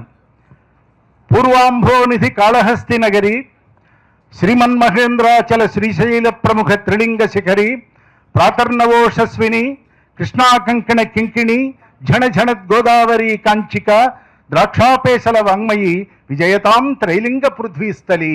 తెలుగునాట తెలుగు 3 ప్రాంతాల నుంచి ఓంకారనాదం వినిపిస్తుంది. ఈ ఓంకారము ప్రథమాక్షరము, దానిలో నుంచి పుట్టినదే ఆంధ్రము, ఆ ఆంధ్రము తెలుగైంది అని అనేకమైనటువంటి విశేషాలన్నింటినీ మనం తెలుసుకునే దిశగా తర్వాత తరానికి ఊతము సహాయము అందిస్తున్నటువంటి విద్యాసాగర్ గారికి ఈ సభ నమస్కరిస్తున్నది. మేము ఇంతకాలం గడిచి వచ్చాం గనక, మేము 70 దాటిన వాళ్ళం గనక మాకు పెద్దరికం వచ్చింది, మేము పెద్ద మనుషులం అయిపోయినాం. కాబట్టి ఈ సభని ఆశీర్వదించమన్నారు గనక మన పూర్వీకులైన మహర్షులు, ఋషులు, దార్శనికులు, తత్వవేత్తలు, విజ్ఞాన జ్ఞాన సేముషి దురంధరులు వీళ్ళందరూ కూడా ఈ భవ్య జాతిని నవ్య జాతిని నిండుగా ఆశీర్వదించాలని నేను మనస వచస శిరస కోరుకుంటూ ఇతిశం. అందరికీ నమస్కారం. ఎందరు విజ్ఞుల మధ్య పండితుల మధ్య కూర్చుంటే నాకు కొంచెం భయంగా సందేహంగా అనిపిస్తోంది. ఒక కథ గుర్తుకొస్తోంది. 2500 సంవత్సరాల క్రితం సోక్రటీస్ బతుకున్న రోజుల్లో ఆయన శిష్యులతో సంవాదం చేసేవాడు. ఆయన ఉపన్యాసం ఇచ్చేవాడు కాదు, పాఠాలు చెప్పేవాడు కాదు, కేవలం చర్చల ద్వారా జ్ఞాన సముపార్జన కోసం ప్రయత్నం చేసేవాడు. ఓ 20 ఏళ్ల పాటు అలాగా ఆయన ఇతర శిష్యులు వాళ్ళ మాటలు విన్నటువంటి శిష్యుడు లేచి, అయ్యా 20 ఏళ్ల పాటు నేను చాలా జాగ్రత్తగా మీ అందరి చర్చలు మాటలు వింటూ ఉన్నాను, ఒక్కసారి కూడా నోరు తెరవలేదు. అలా నోరు తెరవకుండా ఉంటే మంచిదా చెడ్డదా అని అడిగట. అనితర సాధ్యమైన శైలిలో ఆ మహాతత్వవేత్త సమాధానం చెప్పాట. సార్వకాలీనమైన సమాధానం, సార్వజనీయమైన సమాధానం. If you are a wise man, you are a fool. If you are a fool, you are a wise man అన్నట్ట. కొంచెం టైం పట్టిందట అందరికీ అర్థం కావడం కోసం. నీవు విజ్ఞుడమైనట్లయితే, నీ పలుకుల వల్ల 10 మందికి ప్రయోజనం సిద్ధించే అవకాశం ఉన్నట్లయితే, నీ విజ్ఞత నీలోని దాచుకునేందుకు నువ్వు ఒక మూర్ఖుడవి. నువ్వు స్వతహాగా మూర్ఖుడమైనట్లయితే, నీ మాటల వల్ల ఎవరికి ఏ ప్రయోజనం లేకపోయినట్లయితే, నీ మూర్ఖత్వాన్ని నీలో దాచుకున్నటువంటి విజ్ఞుడు నువ్వు అన్నట్టాను. ఇప్పుడు నా సమస్య ఏంటంటే మూర్ఖత్వాన్ని నాలో దాచుకోవాలి. అందుకని క్లుప్తంగా మరి మీరు అడగవచ్చు, ఎందుకు వచ్చావా అంత మూర్ఖత్వం అంటే అని చెప్పని. 3 కారణాలుగా వచ్చాను. మొట్టమొదటిది భాష. మన సమాజంలో, ఈ దేశంలో కావచ్చు, ప్రపంచంలో కావచ్చు, రకరకాల విభజనలు ఉన్నాయి. కులం, మతం, భాష, ప్రాంతం, పార్టీ, వర్గం, రకరకాలుగా. వీటిలో సహజమైన విభజన భాష. ఎందుకంటే మనిషికి మానవ సమాజానికి మధ్య బొడ్డుతాడు భాష. భాషను నేర్చుకునే జాతికి భవిష్యత్తు ఉండదు. మన సాగర్ గారు వారి బృందం వచ్చినప్పుడు మాట్లాడుకుంటున్నాం. తెలుగు తెలియకపోవటం చాలా గొప్ప అనుకున్న మూర్ఖత్వం విరాజిల్లుతున్న సమాజంలో మనం ఉన్నాం. తెలుగు తెలియకపోతే ఆంగ్లం బాగా వస్తుందని భ్రమలో ఉన్నాం మనం. ఒక భాష మీద పట్టు లేకుండా మరో భాష రాదు. భాష కేవలం మాట్లాడడం కోసం కాదు, ప్రాస కోసం కాదు, అందం కోసం కాదు, అలంకారం కోసం కాదు, భావ ప్రకటన కోసం. అంతేకాదు, భాష మీద పట్టు లేకపోతే మేధస్సు మీద పట్టు లేదు. ప్రపంచంలో అపారమైన మేధస్సుండి సమాజాన్ని అశేషంగా ప్రభావితం చేసిన మహనీయులందరూ, శాస్త్రవేత్తలు కావచ్చు, తత్వవేత్తలు కావచ్చు, ఏ రంగంలో అయినా సరే భాష మీద పట్టు లేకుండా ప్రభావం చూపెట్టిన వాళ్ళకు కూడా లేరు. ఈ దేశంలో ఇన్ని భాషలున్న 22 భాషలున్న రాజ్యాంగంలో కానీ ఏ భాష వాళ్ళకు కూడా తమ భాష పట్ల ఇంత చులకన ఉండదు తెలుగు వాళ్ళకు ఉన్నంత. ప్రభుత్వంలో కూడా ఎల్విని అడగండి, తెలుగులో రాస్తే చాలా నామోషి, తెలుగులో సంతకం పెడితే చాలా నామోషి. మన ప్రజలకి అర్థం కాని భాషలో, మనకి తెలియని భాషలో మనం వాగి వాళ్ళని చావగొట్టడం. ఈ మధ్య ఒక హైకోర్టు న్యాయమూర్తి తీర్పులో కొంత భాగాన్ని పత్రికల్లో వేశారు బ్రహ్మానంద్ గారు. 2-3 వాక్యాలు వేశారు. ఒక్క వాక్యం కూడా మెడమే తలకానాడికి అర్థం కాదు. ఆయన హైకోర్టు న్యాయమూర్తి, తెలియని భాషలో ఆయన తీర్పు. ఇంగ్లీష్ మీడియం అంటున్నాం. నా మటుకు నేను నిజాయితీగా చెప్తున్నాను కదా, 40 ఏళ్ళుగా నేను చదివింది, రాసింది, ఆలోచించింది అత్యధికంగా ఇంగ్లీష్లో, ఆలోచించేది ఇంగ్లీష్లో. అనుక్షణం నేను మాట్లాడుతున్నప్పుడు తెలుగు అనువదిస్తుంటాను, తెలుగులో కూడా రాస్తాను, కానీ అనువదితులు రాస్తుంటాను. ఇంగ్లీష్ వద్దని నేను అంటలే, కానీ ఇంగ్లీష్ మీడియం అన్న పేరుతో ఇంగ్లీష్ తెలియని పిల్లలకి, ఇంగ్లీష్ తెలియని పంతులు ఇంగ్లీష్లో పాఠాలు చెప్పే ప్రయత్నం చేస్తున్నాడు. అటు ఇంగ్లీషు రాక, తెలుగు రాక, విషయం బోధపడక పనికిరానే వాళ్ళని తయారు చేస్తున్నాం సమాజంలో. ఈ నేపథ్యంలో ఇంగ్లీషు నేను ప్రేమిస్తున్నాను, ఇక్కడ ఉన్న వాళ్ళతో ప్రేమిస్తున్నాం, దాన్ని వద్దని ఎవరు అనరు వాళ్ళ సమాజంలో. కానీ పిల్లలకి ఏ భాషలో అర్థమవుతుందో, చుట్టూ ఉన్న సమాజంతో ఏ భాషలో సంపర్కం ఉందో ఆ భాషలో మనం పాఠాలు చెప్పకుండా తొలి కొద్ది సంవత్సరాల్లో ఆ పిల్లవాడి లేక ఆ పిల్ల మేధస్సు వికసిస్తుంది అనుకుంటే మన మూర్ఖత్వం తప్ప ఇంకేం లేదు. ఈవేళ మన దేశంలో ఉన్నంత పరమ దారుణంగా పాఠశాల విద్య ప్రపంచంలో అతి కొద్ది దేశాల్లో ఉంది. ఏ పెద్ద దేశంలోనూ ఇంత దారుణమైన విద్య లేదు. ఇది ఒక్కటే కారణం కాదు, కానీ భాష ఒక కీలకమైన కారణం. అర్థం కాని విషయాలు అర్థమవని భాషలో అర్థం కాకుండా చెప్పినట్టు నటించి, బట్టి పడితే కాపీ కొడితే చాలని పరిస్థితి కల్పించి బతుకుల్ని నాశనం చేస్తున్నాం, ఈ సమాజ భవిష్యత్తుని నాశనం చేస్తున్నాం. ఈ నేపథ్యంలో తెలుగు భాష మీద మమకారాన్ని పెంచాలి. అటు సాంకేతిక విజ్ఞానాన్ని, ఇటు ఆహ్లాదాన్ని భాషతో కలపాలి. ఆ ప్రయత్నాన్నే ఈవేళ సాగర్ గారు వారి బృందం చేస్తున్నారు. అందుకోసం నేను వచ్చాను మొట్టమొదటి. రెండోది సంస్కృతి. ఒక అసాధారణమైన సంస్కృతి ఉంది. ప్రతి సంస్కృతిలో, సాంప్రదాయంలో చాలా గొప్పతనం ఉంటుంది, కొంత మూర్ఖత్వం ఉంటుంది. సంప్రదాయం పేరుతో కులం ఉన్నది, కుల వ్యవస్థ, కులం పేరుతో విచక్షణ ఉన్నది, దాన్ని తిరస్కరిద్దాం. సాంప్రదాయం పేరుతో మూఢనమ్మకాలు ఉన్నాయి, దాన్ని అణిచివేద్దాం. సాంప్రదాయం పేరుతో లింగ వివక్ష ఉన్నది, దాన్ని తిరస్కరిద్దాం. కానీ సాంప్రదాయాన్ని తిరస్కరించామనే వాడు మూర్ఖుడు.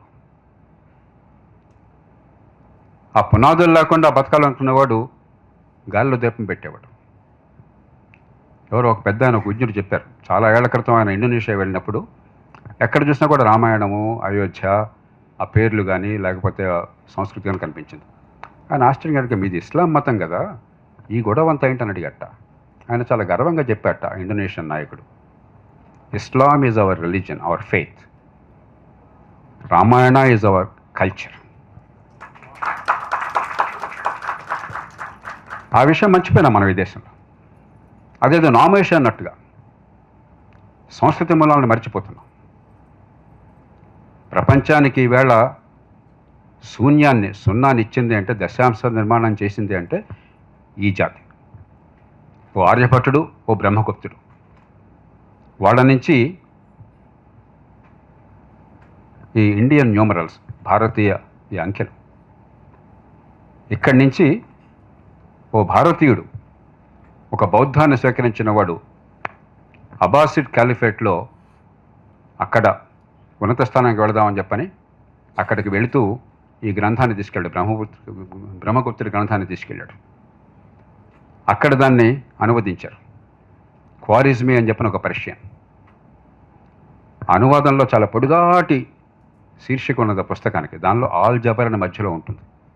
అంత పొడుగు పలకలేక ఆ పుస్తకాన్ని ఆల్ జబర్ అంటారు అరబిక్లోకి. యథాతథంగా బ్రహ్మగుప్తుడి పుస్తకాన్ని అనువదించాడు. అక్కడి నుంచి 12వ శతాబ్దంలో ఫ్యాబునిక్స్ ఇతరుల ద్వారా ఇటలీకి పోయింది. అక్కడి నుంచి డవిన్సీ అందుకున్నాడు, లియోనార్డో డవిన్సీ. అక్కడి నుంచి యూరోప్కి వెళ్ళింది. అది లేకపోతే ఆధునిక గణితం లేదు. ఆ ఆల్జబర్ అన్న పేరు నుంచి ఆల్జిబ్రా వచ్చింది, ఆల్జబర్ అన్న పేరు నుంచి ఆల్గారిథం వచ్చింది. మూలం ఈ సమాజం నుంచి, ఈ గడ్డ నుంచి వచ్చింది. మన సంస్కృతిలో పొరపాట్లను సవరిద్దాం, కానీ దానిలో ఔన్నత్యాన్ని గుర్తించకుండా మిడిమిడి జ్ఞానంతో, అజ్ఞానంతో, మూర్ఖత్వంతో ఉంటే మన మూలాలను కోల్పోతే నష్టపోయేది ఈ సమాజం, మన భవిష్యత్తు. కాబట్టి సంస్కృతిని గౌరవించాలి, దానిలో ఉన్న గొప్పతనాన్ని పెంచాలి, దానిలో ఉన్న మూర్ఖత్వాన్ని నిర్జించాలి. మూడోది, మరేమండి రామాయణం, మహాభారతం, ఈ సంస్కృతి అంతా దేవుడు, దైవత్వానికి సంబంధించినది. దేవుడికి సంస్కృతి సంబంధం ఉండాల్సిన అవసరం లేదు. నా మటుకు నేను సంశయవాదిని, అగ్నాస్టిక్. నాకు తెలియదు దేవుడు నాడు, అది తెలియదు. చిన్ననాడు మా తల్లిదండ్రుల పాటు నేను కూడా పూజలు చేసేవాడిని. గణేష్ చవితి నాడు వినాయకుడి కథ చదివేవాడిని. ఎప్పుడో 13 ఏళ్ల వయసులో బెట్టిన డ్రెస్సులు చదవడం మొదలెట్టిన తర్వాత దేవుడికి నాకు పెద్దగా సంబంధం లేదని అనిపించింది. నేను ఎప్పుడు చెప్తుంటాను, నాకు దేవుడికి ఉన్న సంబంధం మ్యూచువల్ నాన్ ఇంటర్ఫియరెన్స్. దేవుడు నన్ను గురించి పట్టించుకోకపోతే నేను కూడా దేవుని గురించి పట్టించుకోను, ఆయన సంగతి ఆయన చూసుకునేవాడు. కానీ దేవుడు ఉండక్కర్లే. మన సాంప్రదాయంలో అతి గొప్ప వాక్యం నాకు నచ్చింది ఏమిటంటే, ఋగ్వేదంలో ఏకం సత్ విప్రా బహుధా వదంతి. సత్యం ఒక్కటే. విజ్ఞులు బహురూపాల్లో సత్యాన్ని దర్శించే ప్రయత్నం చేస్తారు, దారులు వెతుక్కుంటారు. ప్రపంచ తార్కిక చింతనలో ప్రపంచంలో ఎక్కడ కూడా ఇంతటి లోతైనటువంటి అవగాహనతో ఎక్కడ సత్యం ఉన్నా వెలికి పట్టుకుంటాం, సత్యం కోసం దారిని వెతుక్కుంటాం అని చెప్పిన వాళ్ళు లేరు. అందుకే ఈ దేశం 2500 సంవత్సరాల క్రితం యూదులు ఈ దేశానికి వస్తే అప్పటి నుంచి ఇప్పటిదాకా శాంతియుతంగా వాళ్ళ సంప్రదాయాన్ని నడపగలుగుతున్నారు. జీసస్ క్రైస్ట్ శిలువను ఎక్కిన కొద్ది కాలంలోనే సెయింట్ థామస్ ఈ దేశానికి వస్తే అప్పటి నుంచి ఇప్పటిదాకా క్రైస్తవులు శాంతియుతంగా తమ మతాన్ని, తమ విశ్వాసాలని అమలు చేసుకోగలుగుతున్నారు ఆటంకం లేకుండా. మహమ్మద్ ప్రవక్త మక్కా నుంచి మదీనాకి వెళ్ళిన తర్వాత కేవలం 1-2 దశాబ్దాలకి అరబ్బులు ఇక్కడికి వస్తే అప్పటి నుంచి ఇప్పటిదాకా ఇస్లాంని దేశంలో ఏ రకమైన అడ్డంకి లేకుండా చేసుకోగలుగుతున్నారు. లొంగిపోకుండా అందరికీ అవకాశం ఇచ్చినటువంటి జాతి ఇది, అన్నిటిని ఇముడ్చుకున్న జాతి ఇది. చాలామంది మన సాంప్రదాయంలోకి వెళితే, మన రామాయణ మహాభారతంలో పిల్లలకు చెప్తే ఏదో మన మతాన్ని చెప్తున్నాం, మరొకటి చెప్తున్నాం అన్నటువంటి పొరపాటు భావంతో ఉన్నారు. ఇందాక వారు చెప్తున్నారు శ్రీమద్ రామాయణ కల్పవృక్షాన్ని గురించి. ఇదే గడ్డ మీద, తెలుగు గడ్డ మీద శ్రీమద్ రామాయణ విశ్వవృక్షం అని చెప్పి ముప్పాడు రంగనాయకం గారు రాశారు. ఎవరు ఆయుధాలు పెట్టేవాడిని కొట్టలేదు, ఎప్పుడు కూడా ఎవరు సజీవంగా ఉన్నారు. ఈ మధ్య ఫోన్లో మాట్లాడాను. వారి భావం వారిది, వారు అనుసరించేవారంటే అనుసరించేవాడిని, అభ్యంతరం లేదు. ఎంత ధీమా కావాలి దానికి, ఆ భావానికి. ఎలాంటి భావాన్ని అయినా సరే, ఎలాంటి విమర్శను విమర్శించుకునేటువంటి అద్భుతమైనటువంటి ఒక దూరదృష్టి ఉన్న, అందరినీ సమ్మిళితం చేసేటువంటి శక్తి ఉన్నటువంటి సమాజం మనది. కాబట్టి మనం నమ్మిన దేవుడితోనో, నమ్మిన సిద్ధాంతాలతోనో ముడిపెట్టాల్సిన అవసరం లేదు. ఈ 3 ఈవేళ సమాజంలో అందరికీ అర్థం కావాలి. ఇందాక దేశం గురించి మాట్లాడారు విఎస్ఆర్ మూర్తి గారు. ఒక జాతి అంటూ ఉన్నది, 145 కోట్ల మంది ఉన్నారు. ఎప్పుడో బాలగంగాధర తిలక్ అన్నాడు, దేవరకొండ బాలగంగాధర తిలక్, ప్రార్థన అనుకుంటాం గీతంలో అన్నాడు ఆయన. ఈ దేశం ఆనాడు 40 కోట్ల మంది నిజమైన ప్రాణం ఉన్న మనుషులున్న దేశం. ఈ దేశం గజానికో గాంధారికొడుకున్న విచిత్ర సౌధం. ఈ దేశం కడుపు నిండా తిండి, గుండె నిండా ఆహార్యం, బతుకు పొడుగునా కాస్తంత స్వతంత్రం ఉంటేనే చాలు అనుకునే నిర్భాగ్యులు కోటానుకోట్లుగా ఉన్న దేశం. ఈ దేశం ఉంది, ఈ దేశంలో ప్రజలు ఉన్నారు, వాళ్ళకు మంచి భవిష్యత్తు ఇచ్చే అవకాశం అన్నది. మానవ ఇతిహాసంలో తొలిసారిగా అందరి అవకాశాలని పెంచి, పేదరికాన్ని తొలగించి, వాళ్ళ శక్తి సామర్థ్యాన్ని వికసింపజేసి, నివారించదగ్గ క్లేశాన్ని నిర్మూలించే అవకాశం ఈవేళ ఈ శతాబ్దంలో మనకున్నది. అందుకు భాషని, సంస్కృతిని, తర్కాన్ని ఆయుధంగా వాడతామని ఆశిస్తూ, దాన్ని ఈ దేశంలో ఉన్న పిల్లలకి తెలుగునాట ఉన్న పిల్లలందరికీ కూడా సులభంగా, ఆకర్షణీయంగా, ఆహ్లాదకరంగా అందించేటువంటి అద్భుతమైన ప్రయత్నం చేసినటువంటి సాగర్ గారిని, వారి బృందాన్ని మనసారా అభినందిస్తూ ఒక్కటే కోరిక, అభినందించడంతో పాటు పోషించండి. ఓ సినిమాకి 500 ఖర్చు పెడుతున్నాం, సినిమాకి వెళ్ళొద్దని అంటలే. మా శ్రీమతి ఎప్పుడు చెప్తూ ఉంటుంది, చెత్త సినిమాలు కూడా ఎందుకు చూస్తామని చెప్పండి, పాపం కష్టపడి తీశారు కదండి, చూడకపోతే ఎట్లా అని చెప్పండి. సినిమాలు చూడదండి అంటలా. ఒక సినిమాకి 500 ఖర్చు పెట్టేది ఓ సంవత్సర కాలం భాష నేర్చుకోవడం కోసం 500 ఖర్చు పెట్టలేమా? అంత కష్టంగా ఉన్నాము మనం. ఒకరోజు రెస్టారెంట్కి పోయి ఒక బ్రేక్ఫాస్ట్ చేస్తే 500 రూపాయలు అయ్యేది. మన సంస్కృతిని కాపాడుకోవటం కోసం, పిల్లలకి ఆ పునాదులు ఇవ్వడం కోసం 500 ఖర్చు పెట్టలేమా? పోషించాలి. మాటలు చాలు. ముఖ్యంగా ఆ మాట చెప్పడం కోసం నేను వచ్చాను. దీన్ని తెలుగు ప్రజలు ఆదరిస్తారని, అన్ని భాషలకు విస్తరించినప్పుడు ఈ దేశ ప్రజలు ఆదరిస్తారని, లబ్ధిని పొందుతారని మనసారా ఆశిస్తూ మరోసారి మంచి ప్రయత్నానికి గుండె జ్యోతులను అభినందనలు తెలియజేసుకుంటూ మీకు నమస్కరిస్తూ నేను సెలవు తీసుకుంటున్నాను. జై హింద్. ప్రధానంగా సాగర్ గారిని, వారి మిత్ర బృందాన్ని అభినందించడానికి మనందరం కూడా ఇక్కడికి వచ్చాం. ఇందాక జయప్రకాష్ గారు చెప్పినట్టుగా విద్యార్థి దశ నుంచి తెలుగు భాష నేర్చుకోవడం వల్ల ఎలాంటి మేలు ఆ పిల్లల యొక్క మేధాశక్తి మీద ప్రభావితం చేస్తుందో అనేక శాస్త్రీయ కోణాల నుంచి రాసిన రీసెర్చ్ పేపర్స్ మనకున్నాయి. అందులో ప్రత్యేకంగా 10 సంవత్సరాల లోపు ఉన్న విద్యార్థులకి మనం అందించిన విద్యనే జీవితాంతం కూడా ఉపయోగపడుతుందని అనేక పరిశోధనల ద్వారా తెలుస్తున్నది. ఆ వయస్సులో ఇవాళ మనం ఈ తెలుగు భాష, కొన్ని చోట్ల హిందీ, ఇంకొక పక్క ఇంగ్లీషు, అన్ని భాషలు ఆ వయస్సులోనే ప్రవేశపెట్టి పిల్లల్ని సతమతం చేస్తున్నాం. కొన్ని సందర్భాల్లో నేను ఈ మధ్యనే చూశాను, ఒక పాఠశాలకు వెళితే వాళ్ళందరూ రేపు మార్చి నెలలో 10వ తరగతి పరీక్షకు వెళ్తున్నారు. మీరు నమ్మరు, ఒక 25 మంది ఉన్న క్లాసులో ఒక 3 మాత్రమే ఒక పాఠ్యాంశంలో హిందీ వాళ్ళకున్న వాచకంలో మొదటి 4 పదాలు చదవగలిగారు. కేవలం 3 మాత్రమే చదవగలిగారు ఆ క్లాసులో. ఎందుకు వాళ్ళకి ఆ భాష తీసుకురావడం? ఇక్కడ పుట్టిన వాళ్ళందరూ ఉత్తర భారతానికి వెళ్ళే అవకాశం లేదు. ఎందుకు వాళ్ళకి హిందీ ఈ వయసులో తీసుకురావడం? మనం ఏమిటంటే ముందు నుంచి మనం చూస్తున్నది, మన ప్రత్యేకంగా తెలుగు వాళ్ళలో మనకి అత్యాశ, అన్నీ మన పిల్లలకు వచ్చేయాలి అని వాళ్ళ నెత్తి మీద కుమ్మరిస్తూ ఉంటాం ఈ సబ్జెక్ట్స్ అన్నీ. తెలుగు భాష మాత్రం మర్చిపోతున్నారు. అలాంటి పరిస్థితుల్లో సాగర్ గారు ఈ శాస్త్రీయ కోణంతో, శాస్త్రీయ ఈ ప్రమాణాలతో, ఈ పరిజ్ఞానంతో పిల్లలకి తెలుగు ఎలా నేర్పించాలి అనే ఉద్దేశంతో తయారు చేసిన ఈ కార్యక్రమంలో పాల్గొనాలి అనే ఒక ఉద్దేశంతో ఇక్కడ రావడం జరిగింది.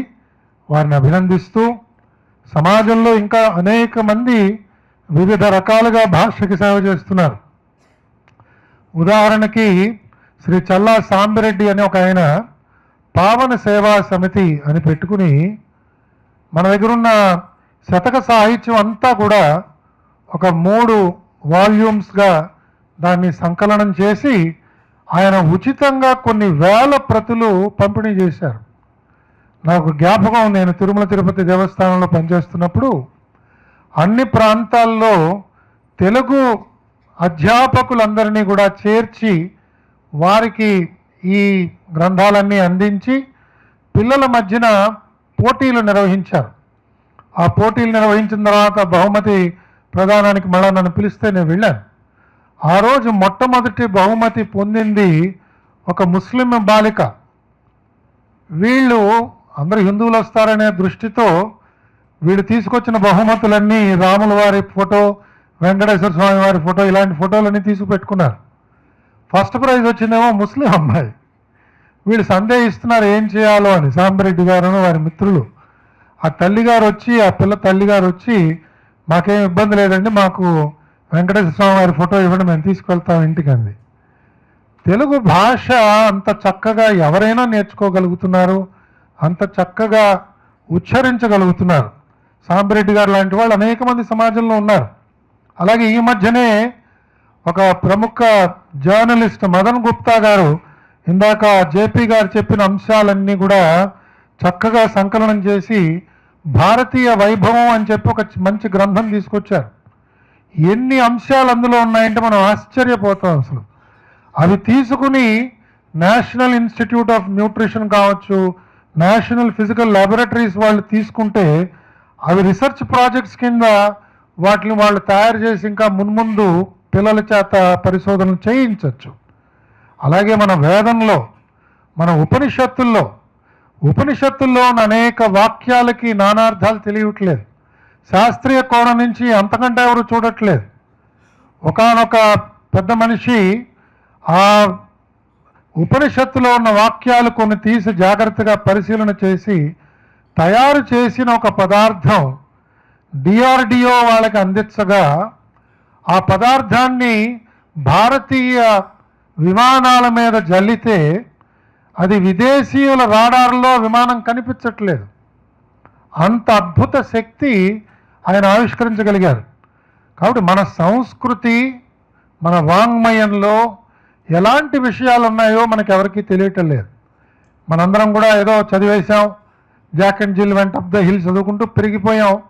ఇవాళ మనం ఎవరినైనా మనని కనబడి ఏమయ్యా నీకు భాష రాదు కదా, ఇది లేదు అది తెలియదు అంటే చిన్నపోతాం అని చెప్పి కొన్నిసార్లు ఇలాంటి సభలకు కూడా కొంతమంది దూరం అవుతున్నారు. ఎందుకంటే ఈ విషయాలు ఏవి చదవట్లేదు. కనీసం రిటైర్మెంట్ తర్వాత నాలాగైనా చదివితే బాగుంటుంది. మనం తప్పకుండా ఇలాంటి సాగర్ గారు లాంటి వారి యొక్క ప్రయత్నాల్ని మనందరం కూడా సమర్థిద్దాం, అందరికీ చేరవేద్దాం. ఇందాక జేపీ గారు చెప్పినట్టుగా కనీసమైన ఆర్థిక వెసులుబాటు ఇలాంటి వాటికి కలగడానికి మనందరం కూడా దోహదపడదాం. స్వామి వివేకానంద చెప్పినట్టుగా సామాన్య మానవుడు కేవలం 2% మాత్రమే మేధాశక్తి వినియోగిస్తున్నాడు జీవితకాలంలో అని ఆయన చెప్పారు. కేవలం 2% మాత్రమే. అందుకే స్వామి వివేకానంద మీ అందరికీ తెలుసు, ఆయన ఏకసంతాగ్రాహి. ఆయన గ్రంథాలయంలో పుస్తకం తీసుకుని ఒకసారి తిరగేసి గ్రంథాలయంలో మళ్ళా వెనక్కి ఇచ్చారట. ఇచ్చిన ఆయన లైబ్రరీని అడిగాడు, ఏమయ్య చదివేశావా అన్నాడు. చదివేశాను అన్నాడు.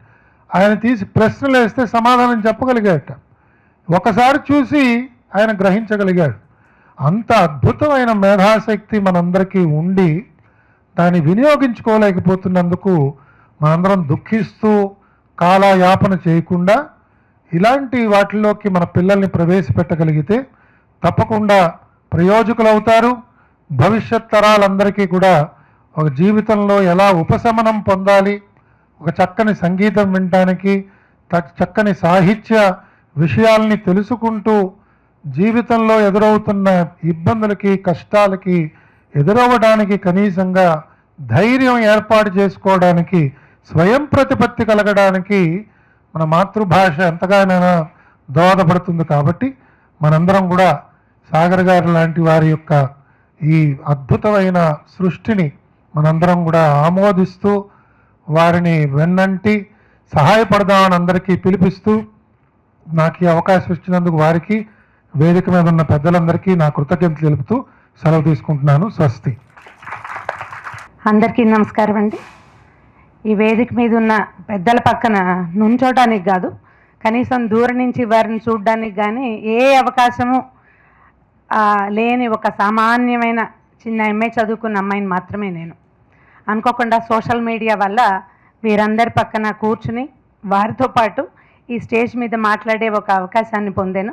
పూర్తిగా సోషల్ మీడియాకే ఈ క్రెడిట్ ఇచ్చేయాలండి. అయితే మహాభారతం, భాగవతం, రామాయణం, ముందుగా చెప్పవలసినటువంటి ఆదికావ్యం రామాయణం గురించి ఏదైనా ఒక ప్రయత్నం చేద్దాము అన్నమాట నేను కూడా అనుకుంటూ ఉండేదాన్ని, కానీ నాకు అది క్రియారూపం దాల్చలేకపోయింది.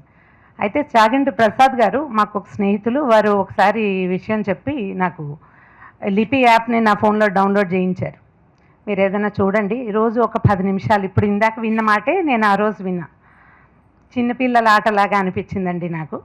కానీ 2-3 రోజులు ఆడిన తర్వాత నాకు తెలిసింది నాకేం పెద్దగా తెలీదు, ఇందులో చాలా ఎక్కువ విషయం ఉందని అర్థమైంది. భారతము, రామాయణము అందరం తెలుసుకుంటూనే ఉంటాం ఎంతో కొంత.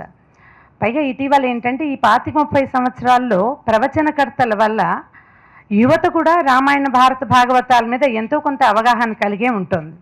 పెద్దవారు శ్రీయుతులు ప్రాతస్మరణీయులు చాగంటి కోటేశ్వరరావు గారు, తర్వాత గరికపాటి నరసింహారావు గారు, అలాంటి పెద్దలతో పాటు ఏమనాలంటే యువ ప్రవచనకర్త అనాలి కేసీ గారిని. అంటే అంత బాగా చాలా వివరంగా మైన్యూట్ వివరాలు కూడా పేర్లతో సహా ఇవాల్టి యువకులకి తెలిసే అవకాశం మనకి లభించింది. కానీ భాష మీద పట్టుండే అవకాశం బొత్తిగా లేదు. ఎందుకంటే మాట్లాడేవాళ్ళు ఇప్పుడు మేమైనా మాట్లాడుతుంటే ఇంగ్లీష్ వచ్చేస్తూ ఉంటుంది. పెద్దవారు కాబట్టి జయప్రకాష్ గారు కానీ లేకపోతే సుబ్రహ్మణ్యం గారు కానీ చక్కగా ఎక్కువగా తెలుగు వచ్చేలా మాట్లాడారు. కానీ ఆ రకమైన ఇంగితము అవి ఈనాడు మాట్లాడే వ్యక్తులు ఎవరికి ఉండడం లేదు. భాషని మనం పట్టుకోవాలి అంటే ఏదో ఒక ప్రయత్నం చేయాలని సాగర్ గారు భావించటము, వారు ఇలాంటి పెద్ద ప్రయత్నాన్ని తెలుగు జాతికి అంకితం చేసినట్లుగా ఇంత చక్కగా నలుగురు ముందు ఇక్కడ మన దేశంలో మన హైదరాబాద్లోనే ఈ యాప్ లాంచ్ చేయాలని అనుకోవటం కానీ చాలా అభినందించాల్సిన విషయం. దీనికి సాగర్ గారిని నేను ఇప్పుడే కలుస్తున్నాను, ఇంతకుముందు కలవలేదు. అప్పుడు నిజానికి మహాభారతం యాప్ని నేను ప్రమోట్ చేయవలసింది కూడా నాకు అవకాశం ఇవ్వలేదు మీరు. అప్పుడు నేను ఇంకో రకంగా మాట్లాడి ఉండేదాన్ని.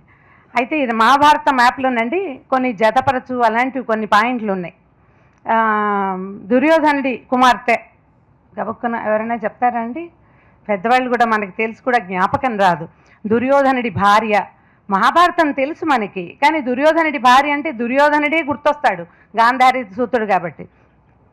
భానుమతి గారు అదిగో పెద్దవారికి తెలుస్తుంది, యంగ్స్టర్స్కి తెలిసే అవకాశం లేదు.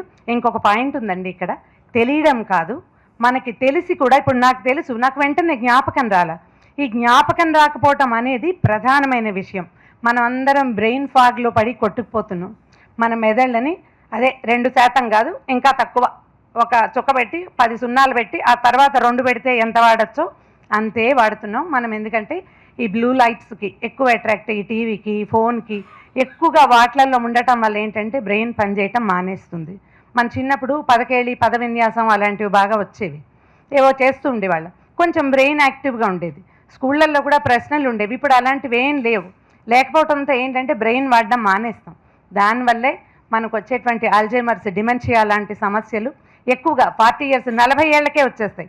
ఇప్పుడు ఆడవాళ్ళు ఏం చెప్తారంటే మేనోపాజ్ వల్ల డిమెన్షియా రావచ్చు అని ఒక డాక్టర్ గారు చెప్తే ఇక అదే పాయింట్ చెప్తున్నారనమాట. నాకు కూడా కొంచెం డిమెన్షియా, అన్నిటికీ నేను మర్చిపోతున్నానంటారు, నాకు డిమెన్షియా వచ్చే అవకాశం ఉంది ఎందుకంటే 40 ఏళ్ళు వచ్చినాయి, మేనోపాజ్ వస్తుంది, అది సహజమైన విషయాలు కదా. అయితే మనం కనుక ఇలాంటి యాప్ ఏదైనా ఒకటి వాడుతూ ఉంటే దాంట్లోంచి బయటకు వస్తాం. ఒక 15 రోజుల పాటు మహాభారతం లిపి యాప్ని వాడాక నాలో చేంజ్ నాకు చాలా కనపడిందండి.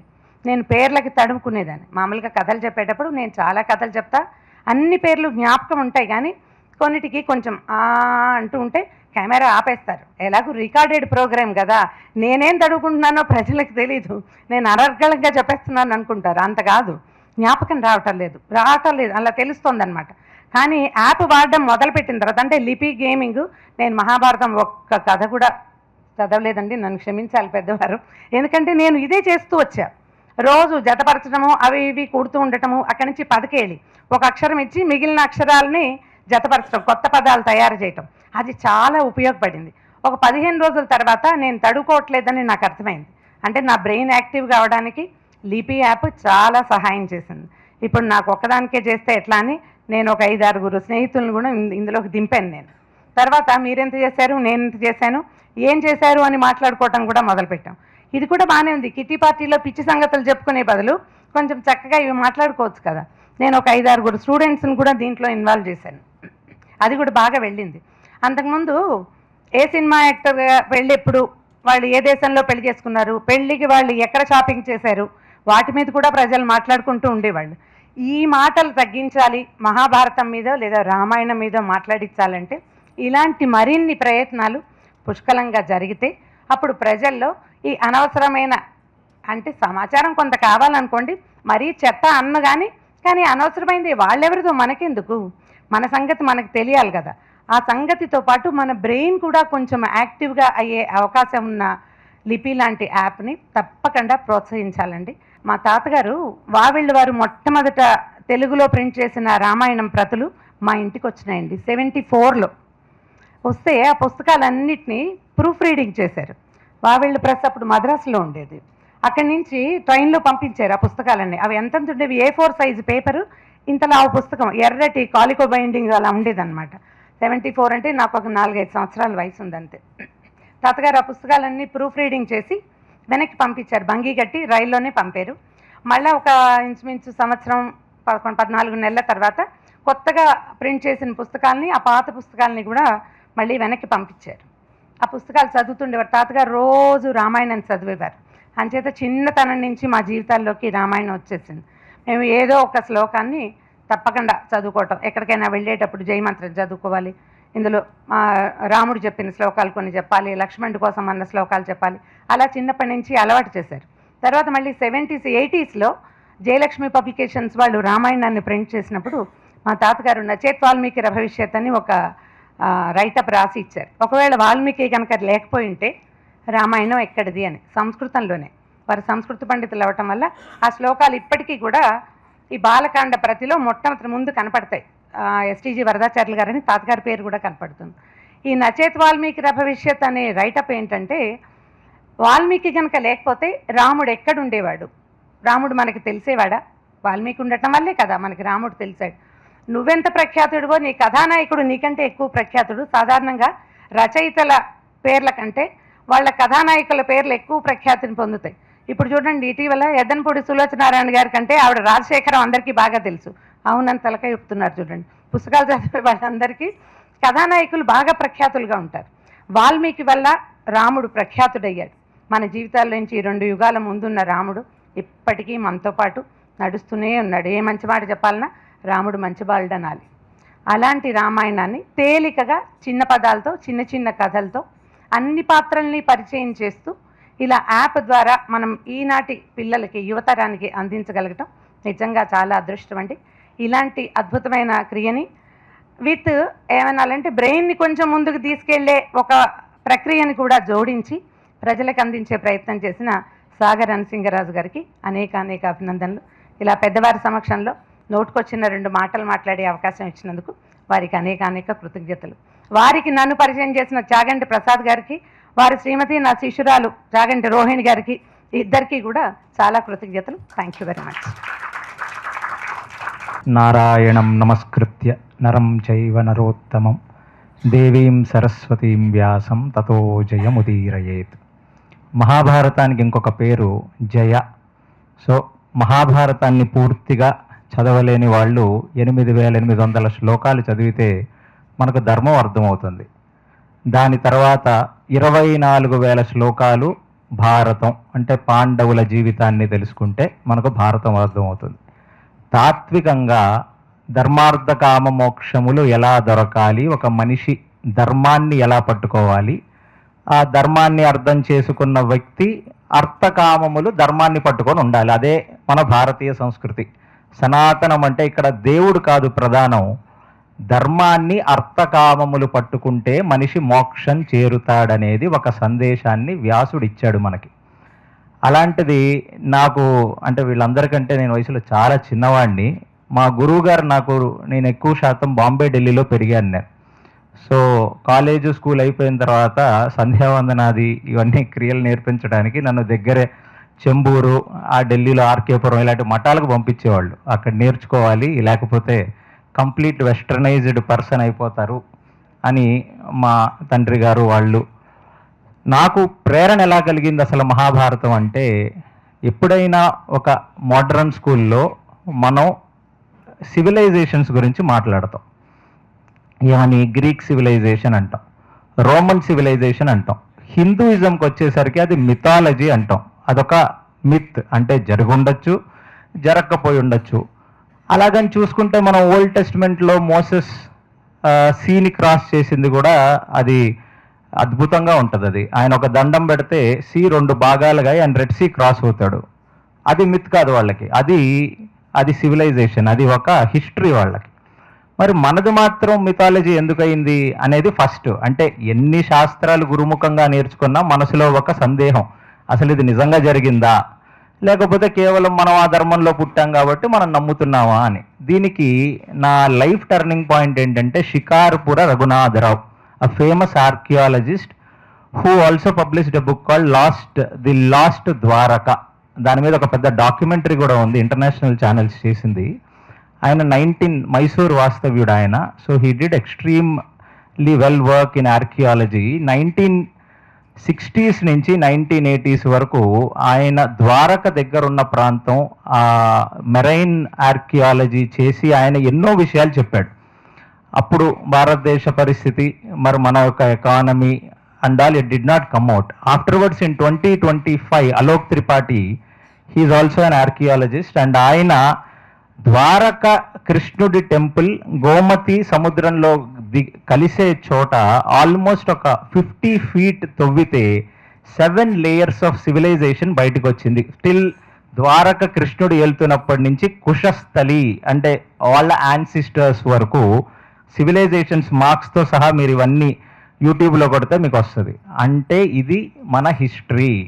సో ఈ హిస్టరీని మనం ఇమీడియట్ హిస్టరీ చూస్తాం. ఏమిటి అంటే మొహమ్మద్ గోరీ, గజ్నీ, లేకపోతే ఇంకా ముందుకెళ్తే క్రైస్టు, ఆ మధ్యలో మొహమ్మద్ ప్రవర్త. సో దానికి ముందేం జరిగింది, సో బుద్ధ ముందేం జరిగింది, అసలు అది మనం ఎప్పుడు పట్టించుకోలేదు. 3000 BC, that was a time when Kaliyuga started. ఇవాళ నుంచి 5000 సంవత్సరాల కిందట కలియుగం ప్రవేశించిందని మనం అనుకుంటాం.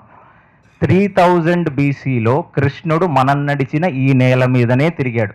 That is a concrete evidence because of Dwarka. So కలియుగ ప్రవేశంలో 36 years కృష్ణుడు కూడా ఉన్నాడు. ఏ రోజైతే దుర్యోధనుడు తొడలు విరిగి పడిపోయాడో కలి ప్రవేశం అక్కడే జరిగింది.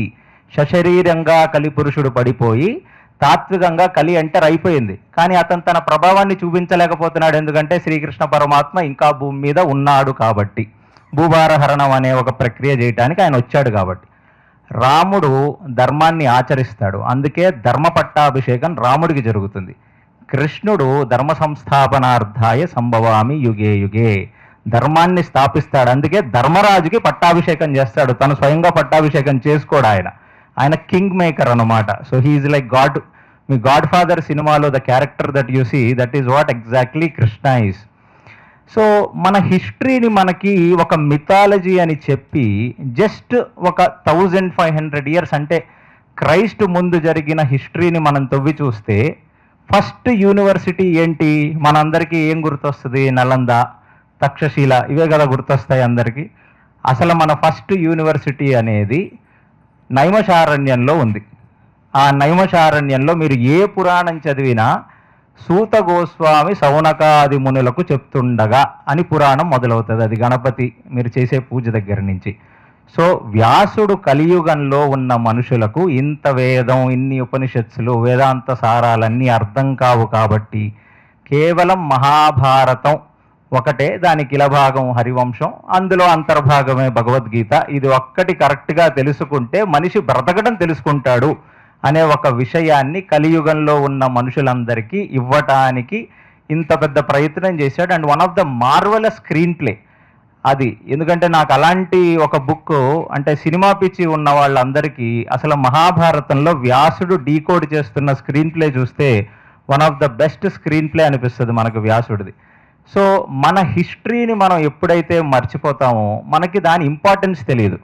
ప్లస్ నేను ప్రపంచంలో చాలా దేశాలకి బికాజ్ ఆఫ్ మై వర్క్ నేను ట్రావెల్ చేసిన తర్వాత ఒక్క యునీక్నెస్ ఏంటంటే ఫ్యామిలీ కల్చర్స్ అనేవి ఏ దేశంలో కూడా మీకు భారతదేశంలో ఉన్నంత ఫ్యామిలీ కల్చర్స్ కనబడవు ఇక్కడ.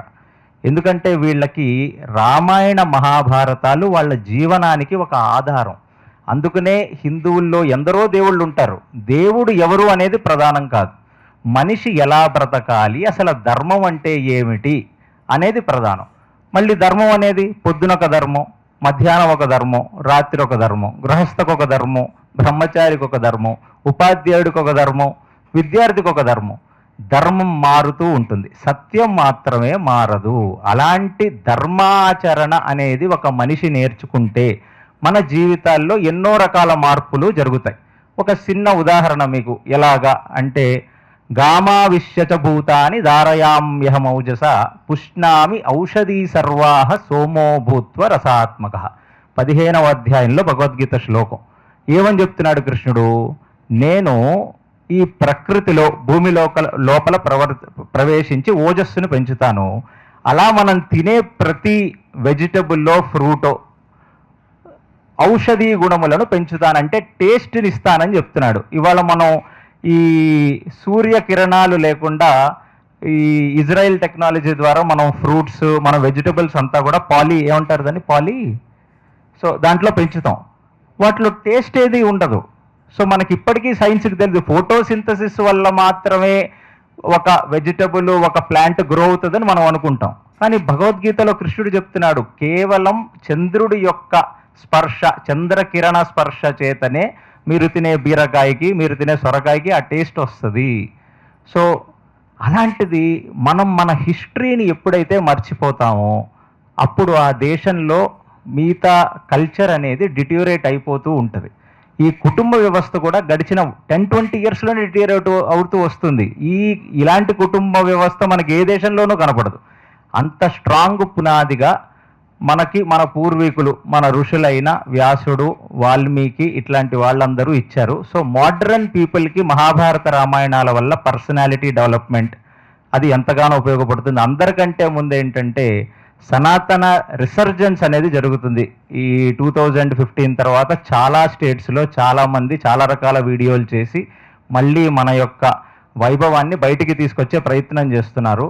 సో భారతదేశానికి I feel there is a golden age where we will understand our shastras very well and try to implement it for our own well being. So అలాంటి ఒక ప్రయత్నంగా నాకు మహాభారతం అనేది when I wanted to speak Mahabharatam దానికి almost ఒక 4-5 books నేను తీసుకొని దాంట్లో రకరకాల ఏఐ టూల్స్ వాడాను. అసలు ఇది ఓపెన్గా మీకు చెప్పాలి because I come from an IT background. So Copilot, Gemini, ChatGPT ఇలాంటివి అన్నీ చాలా విగరస్లీ వాడి దాన్ని కన్సాలిడేటెడ్ వర్షన్ తీసుకురావడానికి చాలా కష్టపడేవాడిని. ఐ కంగ్రాచులేట్ సాగర్ గారు బికాజ్ వ్యాస హృదయాన్ని చాలా తేలిగ్గా ఒక యాప్ రూపంలో తీసుకొచ్చారు. But he would have also done a lot of research. ఆయనే ఒక ఏఐ సంస్థ పెట్టి కాలిఫోర్నియాలో, he's also from IT field.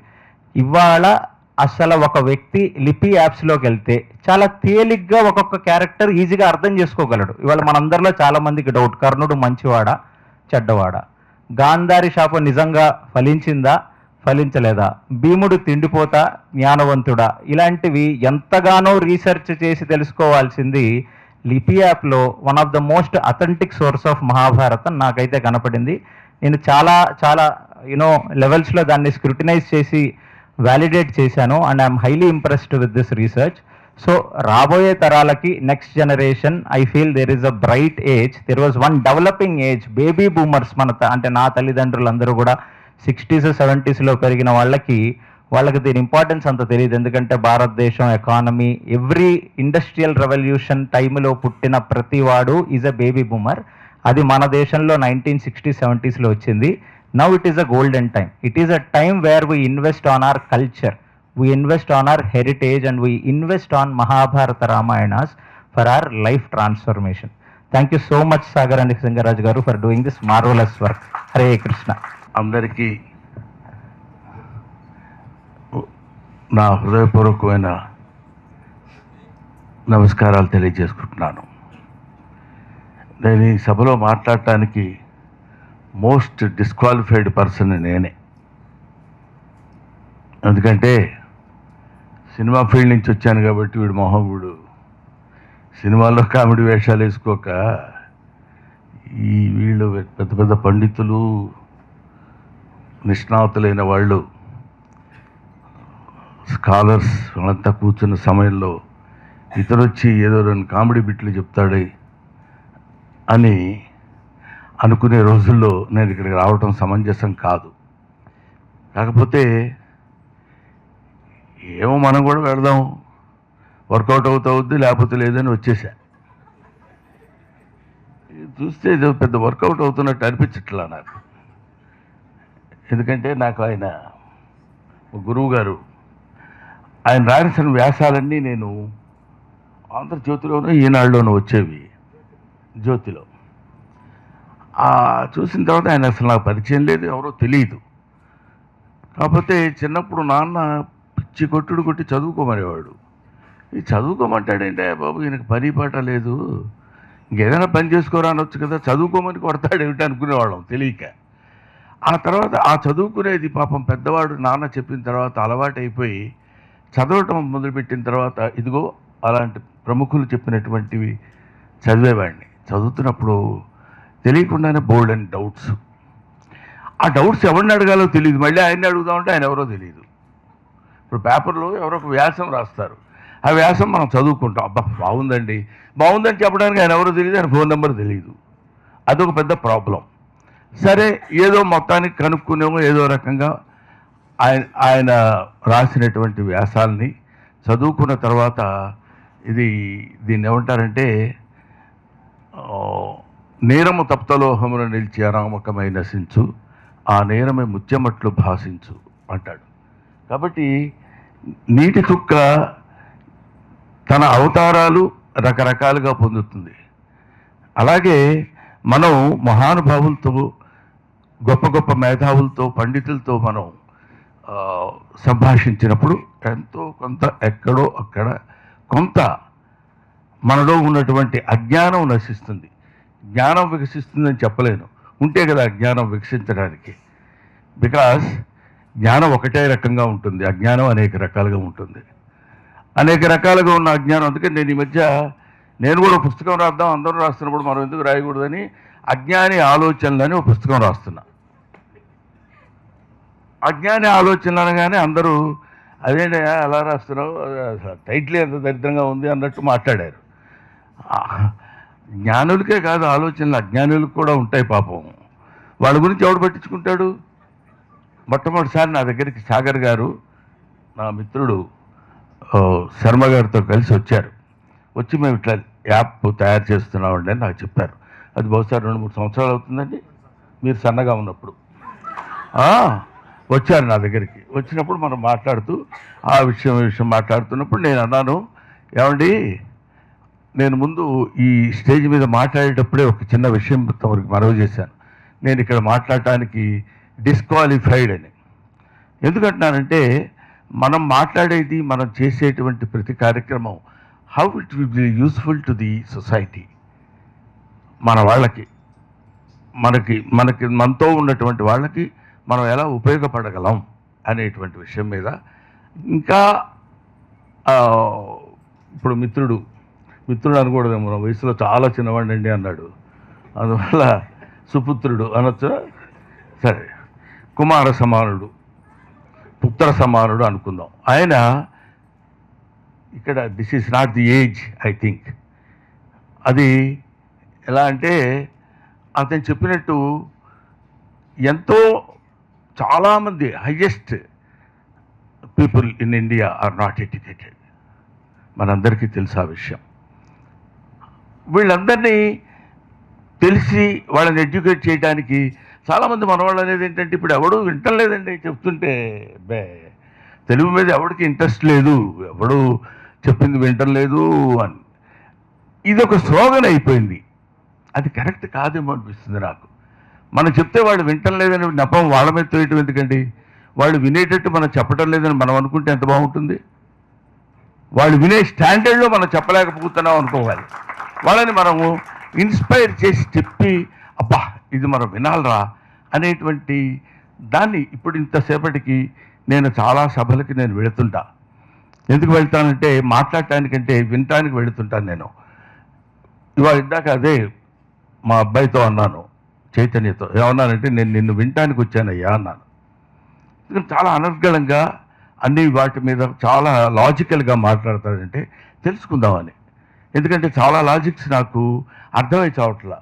ఇందాక మీరు అన్నారు ఇప్పుడు రాముడు తర్వాత ఇప్పుడు వైష్ణవుడు, ఆయన ఎవరు, శివుడు వైష్ణవుడు, శివుడు విష్ణువు ఒకటే అనే భావన కదా మనకు మొదటి నుంచి చెప్పింది. కిమస్తిమాలాం కిం కౌత్సవంగా కిం కాలకూట విష కిం యశోదస్తర్య. తిక్కన సమయాదంతటి మహాపండితుడు స్వామివారి దగ్గరికి వెళ్ళి నమస్కరించుకుంటే ఎవరికి నమస్కారం చేయాలి? శివుడికే విష్ణుమూర్తికే, ఎందుకంటే వాళ్ళిద్దరి రూపం అందులో కనిపిస్తుందని. ఇవాళ ఆయన వేరు ఈయన వేరు అని కొట్టుకునేటువంటి స్థితి ఏర్పడింది. అందువల్ల ఇద్దరూ కలిసి చక్కగా తోడుకునే సమయంలో మళ్ళీ దాన్ని విడగొట్టడానికి ప్రయత్నం చేయడం అనేది అదో రకమైన కొంచెం ఇబ్బందికరమైన స్థితిని ఇవాళ మనం అనుభవిస్తున్నాం. కాబట్టి మనం తెలుసుకోవాల్సినటువంటి విషయం ఏంటంటే, ఇక్కడ మన పాండిత్యం తెలియపరచడం కంటే మనకి తెలిసిన అంతో ఇంతో పాండిత్యం వాళ్ళకి ఎలా ఉపయోగపడాలి, ముఖ్యంగా యంగ్స్టర్స్కి ఎలా ఉపయోగపడాలి. ఎందుకంటే ఇది బ్రహ్మానందం చాలా నాలెడ్జ్ తెలుసుకున్నాడు, వీడికి తెలిసిన నాలెడ్జ్ వాడికి ఏదో చెప్పాడు, వీళ్ళు కలిసి తెలుసుకున్నారు, సాయంత్రానికి వాళ్ళు భోజనం పెడితే తినేసి చేతులు కడుకు చాలా బాగున్నాయి ఫుడ్ అని చెప్పి వెళ్ళిపోవడం కాదు కదండి కావాల్సింది. మన జీవితాన్ని ఎంతో కొంత మనం దేశానికి ఎలా ఉపయోగపడగలుగుతున్నాం అనేది, పెద్ద దేశానికి దేశ సేవ చేయడానికి అంతటి శక్తి మనకి లేకపోయినా మనం తెలుసుకోవాల్సినటువంటి విషయం ఏంటంటే, మనకు తెలిసిన విషయాన్ని వాడికి తెలిసే విధంగా చెప్పి, ఇది కరెక్టు అని చెప్పకుండా ఏది కరెక్టో అతనికి వదిలేయాలి. అది మనం చెయ్యం. ఎంతసేపటికి అక్కడికి వెళ్ళగానే ఒక పోతనామాచుడి గురించి చెప్పడం, ఆయన అంత అద్భుతమైనటువంటి వ్యక్తి, ఆయన ఎంత గొప్పవాడు అని ఇతనికి తెలిసిన పద్యాలన్నీ ఆయన దగ్గర, ఆయన కవిత్వంలో చదివినటువంటి రచించినటువంటి పద్యాలన్నీ మనకు తెలిసి ఉండడం వల్ల అవన్నీ మనం అద్భుతంగా చదివి వినిపించి, చూడబ్బా ఎంత గొప్పవాడయ్యా, ఇతని దగ్గర ఎంత నాలెడ్జ్ ఉంది అని అనిపించుకోవడం కోసం ప్రయత్నం చేయొద్దని మహామహులైనటువంటి పండితులకి విద్యావేత్తలకి నా హృదయపూర్వకమైన విన్నపం. అది కాదు మనకు కావాల్సింది, వాడికి తెలియాలి. తల్లి నేను తలంచి పుస్తకము చేతన్ పూనితిన్, నీవు నా యుల్లంబొందున నిలిచి సుశబ్దంబుల్ శోభిల్లంబల్కుము, ఇష్టం వచ్చినట్టు వాగటం కాకుండా సుశబ్దంబుల్ శోభిల్లంబల్కుము, మంచి మాటలు శోభిల్లే విధంగా, ఆహా ఎంత గొప్పగా మాట్లాడుతున్నాడయ్యా అనే విధంగా శోభిల్లంబల్కుము, నాదు వాక్కునను సంప్రీతిన్, ప్రేమతో తల్లి జగన్మోహిని పుల్లాబ్జాక్షి సరస్వతి భగవతి పూర్ణేందు బింబానన అంటాడు. ఎంత వినయం, అంతటి మహానుభావుడు. సరస్వతి స్తన్యాన్ని యథావిధిగా కోరినటువంటి సాహిత్యపు వాళ్ళలో, అంటే సాహిత్యపు శిఖరాగ్రంలో ఉన్నటువంటి మహనీయుడు బొమ్మెర పోతనామాచ్యుడు. ఆయన చెప్పినటువంటి మాటలు, ఆయన చెప్పిన పద్యాలు, ఆ పద్యాల్లో ఉన్నటువంటి విరుపులు, ఇవన్నీ మనకి తెలిసినట్టు చెప్పడం కాదు, నాకు ఇవన్నీ తెలుసని మీకు చెప్పడం కాకుండా, అందులో ఉన్నటువంటి స్వారస్యాన్ని అందంగా చిన్నపిల్లలకి వాళ్ళకి అర్థమయ్యే విధంగా చెప్పగలిగితే, ఓహో ఇది కదా బొమ్మెర పోతన చెప్పాడు మనకి అని, ఇది కదా బొమ్మెర పోతనామాచ్యుడు మనకి చెప్పినటువంటి విషయం, ఇది కదా గొప్పవాళ్ళు చెప్పినటువంటి విషయం. ఎన్నో ఎన్నో ఎన్నో ఎన్నో పద్యాలు ఉన్నాయి. ఎంత అందంగా చెప్పాడండి. ఎవ్వని చేజనించు జగం ఎవ్వని ఎందుండు, ఇందు పరమేశ్వరుడెవ్వడు, మూల కారణం ఎవడు, అనాది మధ్యలేడెవ్వడు, సర్వము తానైన వాడెవ్వడు, అంతటితో ఆగల వాని ఆత్మభవు ఈశ్వరునే శరణంబు వేడదన్. ఈశ్వరుడు అంటే మెళ్ళో పాములు వేసుకొని తిరిగే బ్యాచ్ అని కాదు. ఈశ్వర శబ్దానికి విశ్వనాథానికి ఉన్న తేడా ఉంటుంది. విశ్వనాథుడు వేరు, విశ్వనాదం వేరు. ఇందాక ఆయన చెప్పారు, ఇది విశ్వనాదం అంటే ఓంకార శబ్దం విశ్వనాదం. విశ్వానికి నాథుడైన వాడు విశ్వనాథుడు. అలాగా అత్యద్భుతమైనటువంటి సాహిత్యాన్ని అందుకని నేను ఎక్కువసేపు మాట్లాడకుండా నేను చెప్పేది, ఈ రామాయణం కానీ భారతం కానీ ఇంకొకటి కానీ that should be useful to the youngsters. మనం తెలుసుకుని ప్రయోజనం ఉందండి, బాగుంది బాగుంది అని అందరు చప్పట్లు కొట్టుకుని ఎటువంటి అటు వెళ్ళిపోవటం కాకుండా, అదే ఆ రోజు నేను సాగర్ గారికి చెప్పాను, ఇది అందరికీ అందుబాటులో ఉండే విధంగా చేయండి దయచేసి, ఇది నా మనవి. అందరికీ అందుబాటులో ఉండగా చేయాలంటే వాళ్ళని మనం అసలు వాళ్ళని ఎందుకు చదవాలండి? తెలుగు సాహిత్యం తెలుగు సాహిత్యం గొప్పదైతే చదవాలా? అందరూ ఈ మధ్య మరి ఇంకో దరిద్రమైన తయారైందంటే, ఐఎమ్ సారీ టు సే అంటే ఆ పదాన్ని వాడటానికి కొంచెం ఇబ్బందికరంగా ఉండేది ఏమిటంటే, సాహిత్యంలో సరస్వతిదేవి ఒకతే, తెలుగు సరస్వతి, సంస్కృత సరస్వతి, ఆంగ్ల సరస్వతి, బెంగాలీ సరస్వతి, భోజ్పురి సరస్వతి అని ఉండదు. ఓసీ సరస్వతి, బీసీ సరస్వతి, దళిత సరస్వతి అని సరస్వతుల్లో తేడాలు ఉండవు. మనం వాటిని విభజించుకున్నటువంటి మన ఆలోచన దౌర్భాగ్యపు విలువలను బట్టి ఆ సరస్వతీదేవి మారుతుంది అని నా ఆలోచన. కాబట్టి అందుకని అసలు ఎందుకు చదవాలి అనుకునే వాడికి నేను చెప్పేటువంటి ఒకే ఒక్క విషయం చెప్పి ముగించేస్తాను. మన పిల్లలందరూ, మన తర్వాత వాళ్ళందరూ ఎందుకు చదవాలంటే, పొద్దునే లేచి దినసరి కార్యక్రమాలు, దైనందిన కార్యక్రమాలు పూర్తి చేసుకుని ఎవరి సహాయంతోనో ఊరు చివర ఉన్నటువంటి తాటి చెట్ల దగ్గరికి వెళ్ళి అందులో కొన్ని తాటి చెట్లను మాత్రమే ఎంచుకుని ఆ తాటి ఆకుల్ని తీసుకొచ్చి వాటిని క్రమమైన పద్ధతిలో కత్తిరించి ఉడికించి ఎండబెట్టి దానికి ఒక రంధ్రం ఏర్పరిచి దాని మీద ఒక ఘంటం తీసుకుని, ఆ ఘంటం అంటే అది చాలా చాలా పదునైనటువంటి ఘంటాన్ని తీసుకుని ఒక్కసారి సరస్వతీదేవిని స్తుతించుకుని, అంబ నవాంబుజోజ్వల కరాంబుజ శరదచంద్ర చంద్రికా ఆడంబర చారుమూర్తి ప్రకట స్ఫుట భూషణ రత్న దీపికా చుంబిత దిగ్విభాగ శృతి సూక్త వివిక్త నిజప్రభావ భావాంబర వీధి విస్తృత విహారిణి నన్ కృపజోడు భారతి అని తల ఉంచి సరస్వతీదేవికి నమస్కరించుకుని, ఆహా, ఆ మహనీయుడు మమ్మెర పోతనామాత్యుడు ఆ తాళపత్ర గ్రంథాన్ని దగ్గర పెట్టుకుని చిన్నపిల్ల, భార్య, అతను కూర్చుని పొద్దున్నే వెళ్ళి పొలపళ్ళు చేసుకుని వచ్చి, సత్కవుల్ హాలికులైననేమి కందమూల కౌద్ధాళికులైననేమి నిజదార సుతోదర పోషణార్థమై అన్నాడు. ఎవరైతే ఉంది అలాగా మనం వృద్ధానికి వెళ్ళిపోయి హేమపాత్రాన్న మెవ్వాని పంక్తి గలదు అంటాడు శ్రీనాథుడు. బంగారు పళ్ళేలు ఎక్కడున్నాయా, నేను భోజనం చేయాలంటే అది ఎందుకు కావాలి, అక్కర్లేదు. ఆ తర్వాత పాపం అతనే ఇబ్బంది పడిపోయి ఏమన్నాడంటే, పల్నాడెళ్ళి జొన్నకూడు, జొన్నంబలి, జొన్నకలి, జొన్నలు తప్ప మరి సన్నలు సొన్నసుమి పన్నుగ ఈ పలనాటి సీమ ప్రజలందరికీ నేను బాధపడ్డాడు. అప్పుడు బంగారు పళ్ళేల్లో తింటాం ఎందుకు, ఇప్పుడు ఈ బాధలు ఎందుకు అనేటువంటి వైవిధ్యాన్ని అందంగా చెప్పినటువంటి బమ్మెర పోతనామాత్యుడు ఆ తాళపత్ర గ్రంథాలను తీసుకొచ్చి అక్కడ కూర్చోబెట్టి వాటన్నిటిని ఒక చోట ఏర్చి ఘంటంతో కళ్ళు మూసుకుని, సహజ పండితుడు కాబట్టి అద్భుతమైనటువంటి ఆ సాహిత్యం అంటే ఆ తల్లిని తలుచుకోవడం వేరు, తల్లి కళ్ళ ముందు సాక్షాత్కారం పొందటం వేరు. సరస్వతీదేవి సాక్షాత్కారం పొందినటువంటి ఏకైక తెలుగు మహాకవి ఎవరైనా ఉన్నారంటే బమ్మెర పోతనామాత్యుడు మాత్రమే. ఎందుకంటే అంత అథెంటిక్గా మీరు ఎలా చెప్పగలరంటే, అందరూ సరస్వతీదేవిని ఊహిస్తారు, అమ్మా నువ్వు ఇంట్లో నువ్వు ఎట్లా అట్లా ఇట్లా అని. కానీ కాటుక కంటి నీరు చనుకట్టు పయింబడ ఏల ఏడ్చెదో, కాటుక కంటి నీరు చనుకట్టు పయింబడ ఏల ఏడ్చెదో,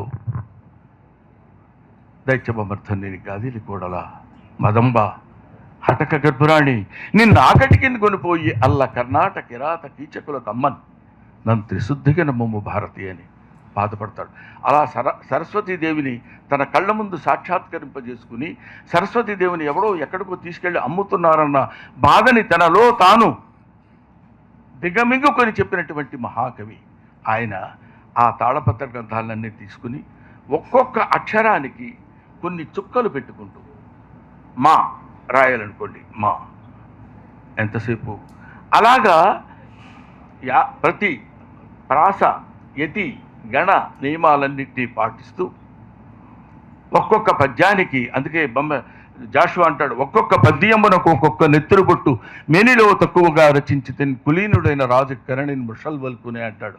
కాబట్టి అలాంటి పరిస్థితి వచ్చినప్పుడు అట్లాంటి ఒక్కొక్క పద్యానికి ఎంతసేపు సమయాన్ని వెచ్చించి తన జీవిత కాలంలో ఎన్నో వందల వేల లక్షల పద్యాల్ని రచించి వినయంతో పలికెడిది భాగవతమట పరిగించాడు వాడు రామభద్రుండట, నే పలికిన భవహర మగునట, పలికది వేరుండు కాదు పలుకగనేలా అని చెప్పినటువంటి మహనీయుడు ఆయన. అటువంటి వాడు ఆయన రాసిన వాటిలో ఎన్ని శ్లేషలు, ఎన్ని గొప్పతనాలు, ఇవన్నీ మన పిల్లలకి చెప్పగలగాలి. ఇంకా నేను చెప్పాలనుకున్నటువంటి మ్యాటర్ పూర్తవల. అలా రచించినటువంటి కొన్ని లక్షల వేల పద్యాల్ని జాతికి, మనల్ని నమ్ముకున్నటువంటి భవిష్యత్ జాతికి ఆయన అంకితం చేయడం కోసం ఒకడు భారతాన్ని, ఒకడు రామాయణాన్ని రచిస్తే, భాగవతాన్ని రచిస్తే, వాళ్ళ మీద ప్రేమతో మనం ఆ పుస్తకాలు చదవక్కర్లా, వాళ్ళ మీద మన గౌరవంతో ఆ పుస్తకాలు చదవక్కర్లా, వాళ్ళ మీద మనకు పూజ్యభావంతో ఆ పుస్తకాలు చదవాలని నేను చెప్పటం లేదు. కనీసం మనకు ఒకప్పుడు సాహిత్యపు ఆహారాన్ని అందించినటువంటి మహనీయులకి మీద జాలితో, అబ్బా పాపం ఆ రోజుల్లో ఎంతో కష్టపడి మనకి చేశారు కదా అని అనేటువంటి భావంతో అయినా సరే ఆ పుస్తకాలు తెరవండి, ఆ పుస్తకాల్లో ఉన్న పదాలు చూడండి, వాటిలో ఉన్నటువంటి మాధుర్యాన్ని ఆనందించండి, ఆస్వాదించండి అని చెప్పటం. ఇది ఎందుకు చెప్తున్నానంటే, ఇతర కర్మ ఫలాన్ని యాదృశ్చయే శిరసి లిఖితాని సహే చతురానన అరసికేశు కవిత్వ నివేదనం శిరసి మాలిక మాలిక మాలిక అని చెప్పాడు. కాబట్టి అవతల వాడికి మనం చెప్పేటప్పుడు వినేవాడు కూడా సరైన ఒకటి ఉండాలి. మనం మాట్లాడుతున్నప్పుడు ఏమిటో బ్రహ్మానందం దగ్గరికి వెళ్తే ఏదో సంస్కృతం అంటాడు, తెలుగు అంటాడు, ఇది అంటాడు అనుకుంటే కాకుండా ఈ మధ్య ఏం సినిమాలు చేస్తున్నారు గురుగారు, సూపర్గా ఉంటుంది, బాగా ఏదో చేస్తున్నారు కానీ కామెడీ ఏం రావట్లేదండి అనేటువంటిది కాకుండా అవతల వాడు కూడా ఇది వినాలి అనేటువంటి ఆలోచన కలిగే విధంగా చేయాలి. ఎక్కడో ఉండి తన పని తను చూసుకోవడం కాకుండా సాగర్ గారు ఇక్కడుండే ఇందాక జయప్రకాష్ నారాయణ గారు చెప్పారు, అనవసరమైన వాటికి బోళ్ళంత డబ్బులు తగలేయడం కంటే 500 రూపాయలు మన జీవితంలో తగలేయలేమా? తగలేసామనే అనుకుందాం. నేను అనేది ఇంకొక చిన్న, నన్ను పెద్దలు క్షమించాలి, తెలుగు తెలుగు తెలుగు ఇంగ్లీష్ మాట్లాడుతున్నారండి, ఇంగ్లీష్ మాట్లాడటం ఒక అలవాటు అయిపోయింది అని. ఇంగ్లీష్ మాట్లాడొద్దని ఎందుకు అనాలండి? మనం ఎయిర్పోర్ట్కి వెళ్ళి ఇమిగ్రేషన్ పూర్తి చేయాలి, కన్నెగంటి బ్రహ్మానందం రాసుకోండి సార్ అంటే కుదరదు కదా, తెలుగులో రాస్తే ఒప్పుకోరు, ఇంగ్లీష్లోనే రాయాలి. So it is called as international language, should learn it, but don't neglect Telugu అని. మన తెలుగుతనాన్ని, మన తెలుగు సాహిత్యాన్ని, మన తెలుగు సంస్కృతిని, మన తెలుగు యొక్క గొప్పతనాన్ని మనం మర్చిపోకుండా ఉండాలి. మనం మర్చిపోకుండా ఉండటం అంటే మనలాంటి వాళ్ళం మర్చిపోయినా పర్వాలేదు. కాబట్టి భవిష్యత్తులో ఉన్నటువంటి చిన్న పిల్లలు కూడా వాళ్ళకి తెలుగుతనం అంటే రుచి చూపించాలి. అప్పుడే పుట్టిన పిల్లవాడికి ఆవకాయ పచ్చడి చెప్తే ఏమర్థం అవుతుంది? ఇందాక మాస్టర్ చెప్పినట్టు అర్జునగాంచి భూమిసునుడు అని ఆ పద్యం చదివి వినిపిస్తే ఆహా, ఇప్పుడు ఒక శబ్దమాధుర్యం, అర్థమాధుర్యం అని ఉంటుంది. శబ్దమాధుర్యం అంటే వక్ర పరాక్రమ క్రమ వినిచితారాతి గజేంద్రపద కంఠీర్వంపులకు భీష్మ ద్రోణ కర్ణ శోభల జయేంద్ర భూతిశ్రావాది పరివేక్షితగల సామ్రాజ్య రమా దురంధరుడైన సుయోధన సార్వభౌముని మానసమ సైతమాకర్షించిన ఈ మయసభ అనగానే చప్పట కొడతారు. అదిగో చూసారా, కొట్టారు. ఎందుకు కొట్టారు తెలుసా? ఒక్క ముక్క అర్థం కాదు వాళ్ళకి.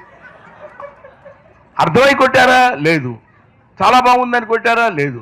కాకపోతే ఆ చదివిన విధానంలో కానీ, ఆ చెప్పినటువంటి విధానంలో కానీ మనం తెలుగు వాళ్ళం అంటే ఇప్పుడు కాదండి, నా చిన్నతనంలో కూడా తెలుగు మాస్టర్ అంటే లోకువా.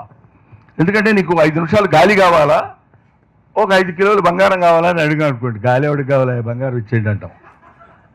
5 నిమిషాల్లో 3 నిమిషాలు గాలి లేకపోతే చచ్చిపోతాం మనం. అది దాని వాల్యూ తెలియక, అది మనకి అయాచితంగా ఎప్పుడు ఏదైతే మన దగ్గరికి వస్తుందో దాని వాల్యూ తెలియదు. ఏంటో గొడవ చేస్తున్నావు అక్కడ, వెధవ స్కూల్ టీచర్ అని తిడుతున్నాడు అనుకోండి. నేను ఎప్పుడు గొడవ చేశాను సార్? నేను గొడవ చేయలేదండి. నార్మల్ అదే వేషాలు నువ్వు మాట్లాడడానికి చూడలేదా? ఏం చూశారు సార్, నేను ఎవరితో మాట్లాడాను అంటాడు. ఇంతసేపు డిస్కషన్ జరుగుతుంది.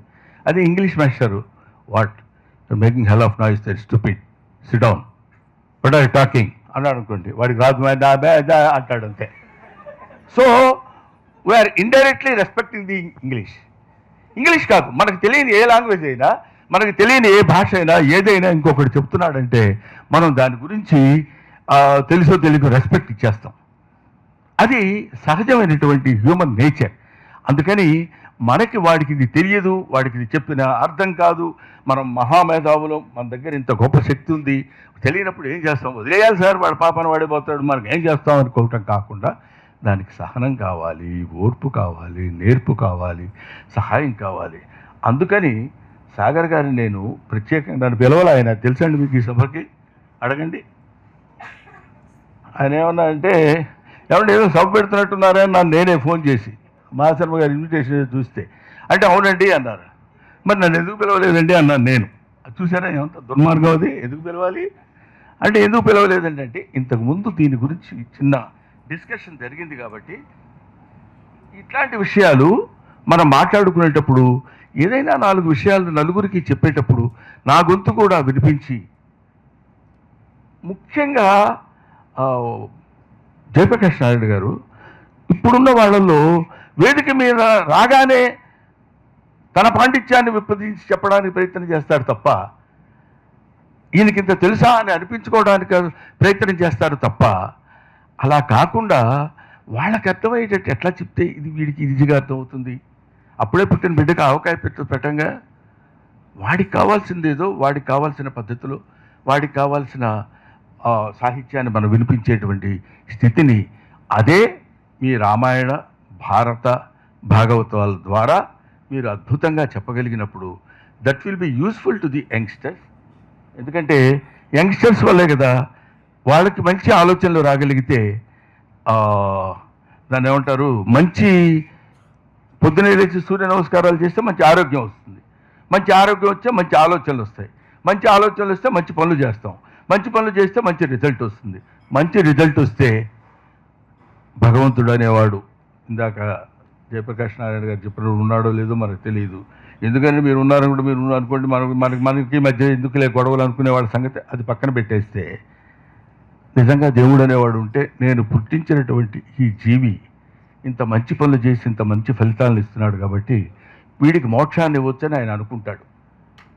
అందుకని అంతకంటే మోక్షం అనేటువంటిది నాకు తెలిసి పెద్ద నాకు తెలిసిన చెప్పాను కదండి అజ్ఞాని కాబట్టి, ఇది మేమంతా కన్నప్ప బ్యాచ్ గురువు గారు ఏమి పెద్ద చదువుకుని ఏ వేదంబు పఠించలో తబు జగంబే శాస్త్రములు చూచాను తా నైవిద్యాభ్యసనంబరొచ్చ కరి చెంచు ఏమంతరం ఊహించాను మాకేమీ చదువులు రావు నీ పాద సంసేవన ఆసక్తియే కాక.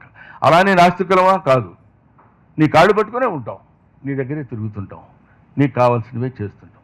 కాబట్టి మాకు కూడా జ్ఞానాన్ని ప్రసాదించే విధంగా, మాకు కూడా అందరికీ అర్థమయ్యే విధంగా మమ్మల్ని దీవించి మా తర్వాతి తరం వాళ్ళకు కూడా తెలుగు భాష మీద, తెలుగు భాష యొక్క పట్టు మీద సౌందర్యాన్ని నెరవేర్చాలి, తెలియపరచాలని, రామాయణ భారత భాగవతాలు తెలుసుకోవాలని, అందులో ఉన్నటువంటి మాధుర్యాన్ని తెలుసుకోవాలని, కావలసినటువంటి విషయాల్ని సమగ్రంగా కాకపోయినా సంక్షిప్తంగా అయినా సరే తెలుసుకుని వాళ్ళ యొక్క జీవన విధానాన్ని కొనసాగించాలని మనస్ఫూర్తిగా నేను కోరుకుంటున్నాను. సరస్వతీదేవి ఒకతే, చదువుకున్న వాళ్ళు మాత్రం చాలామంది. Thank you very much.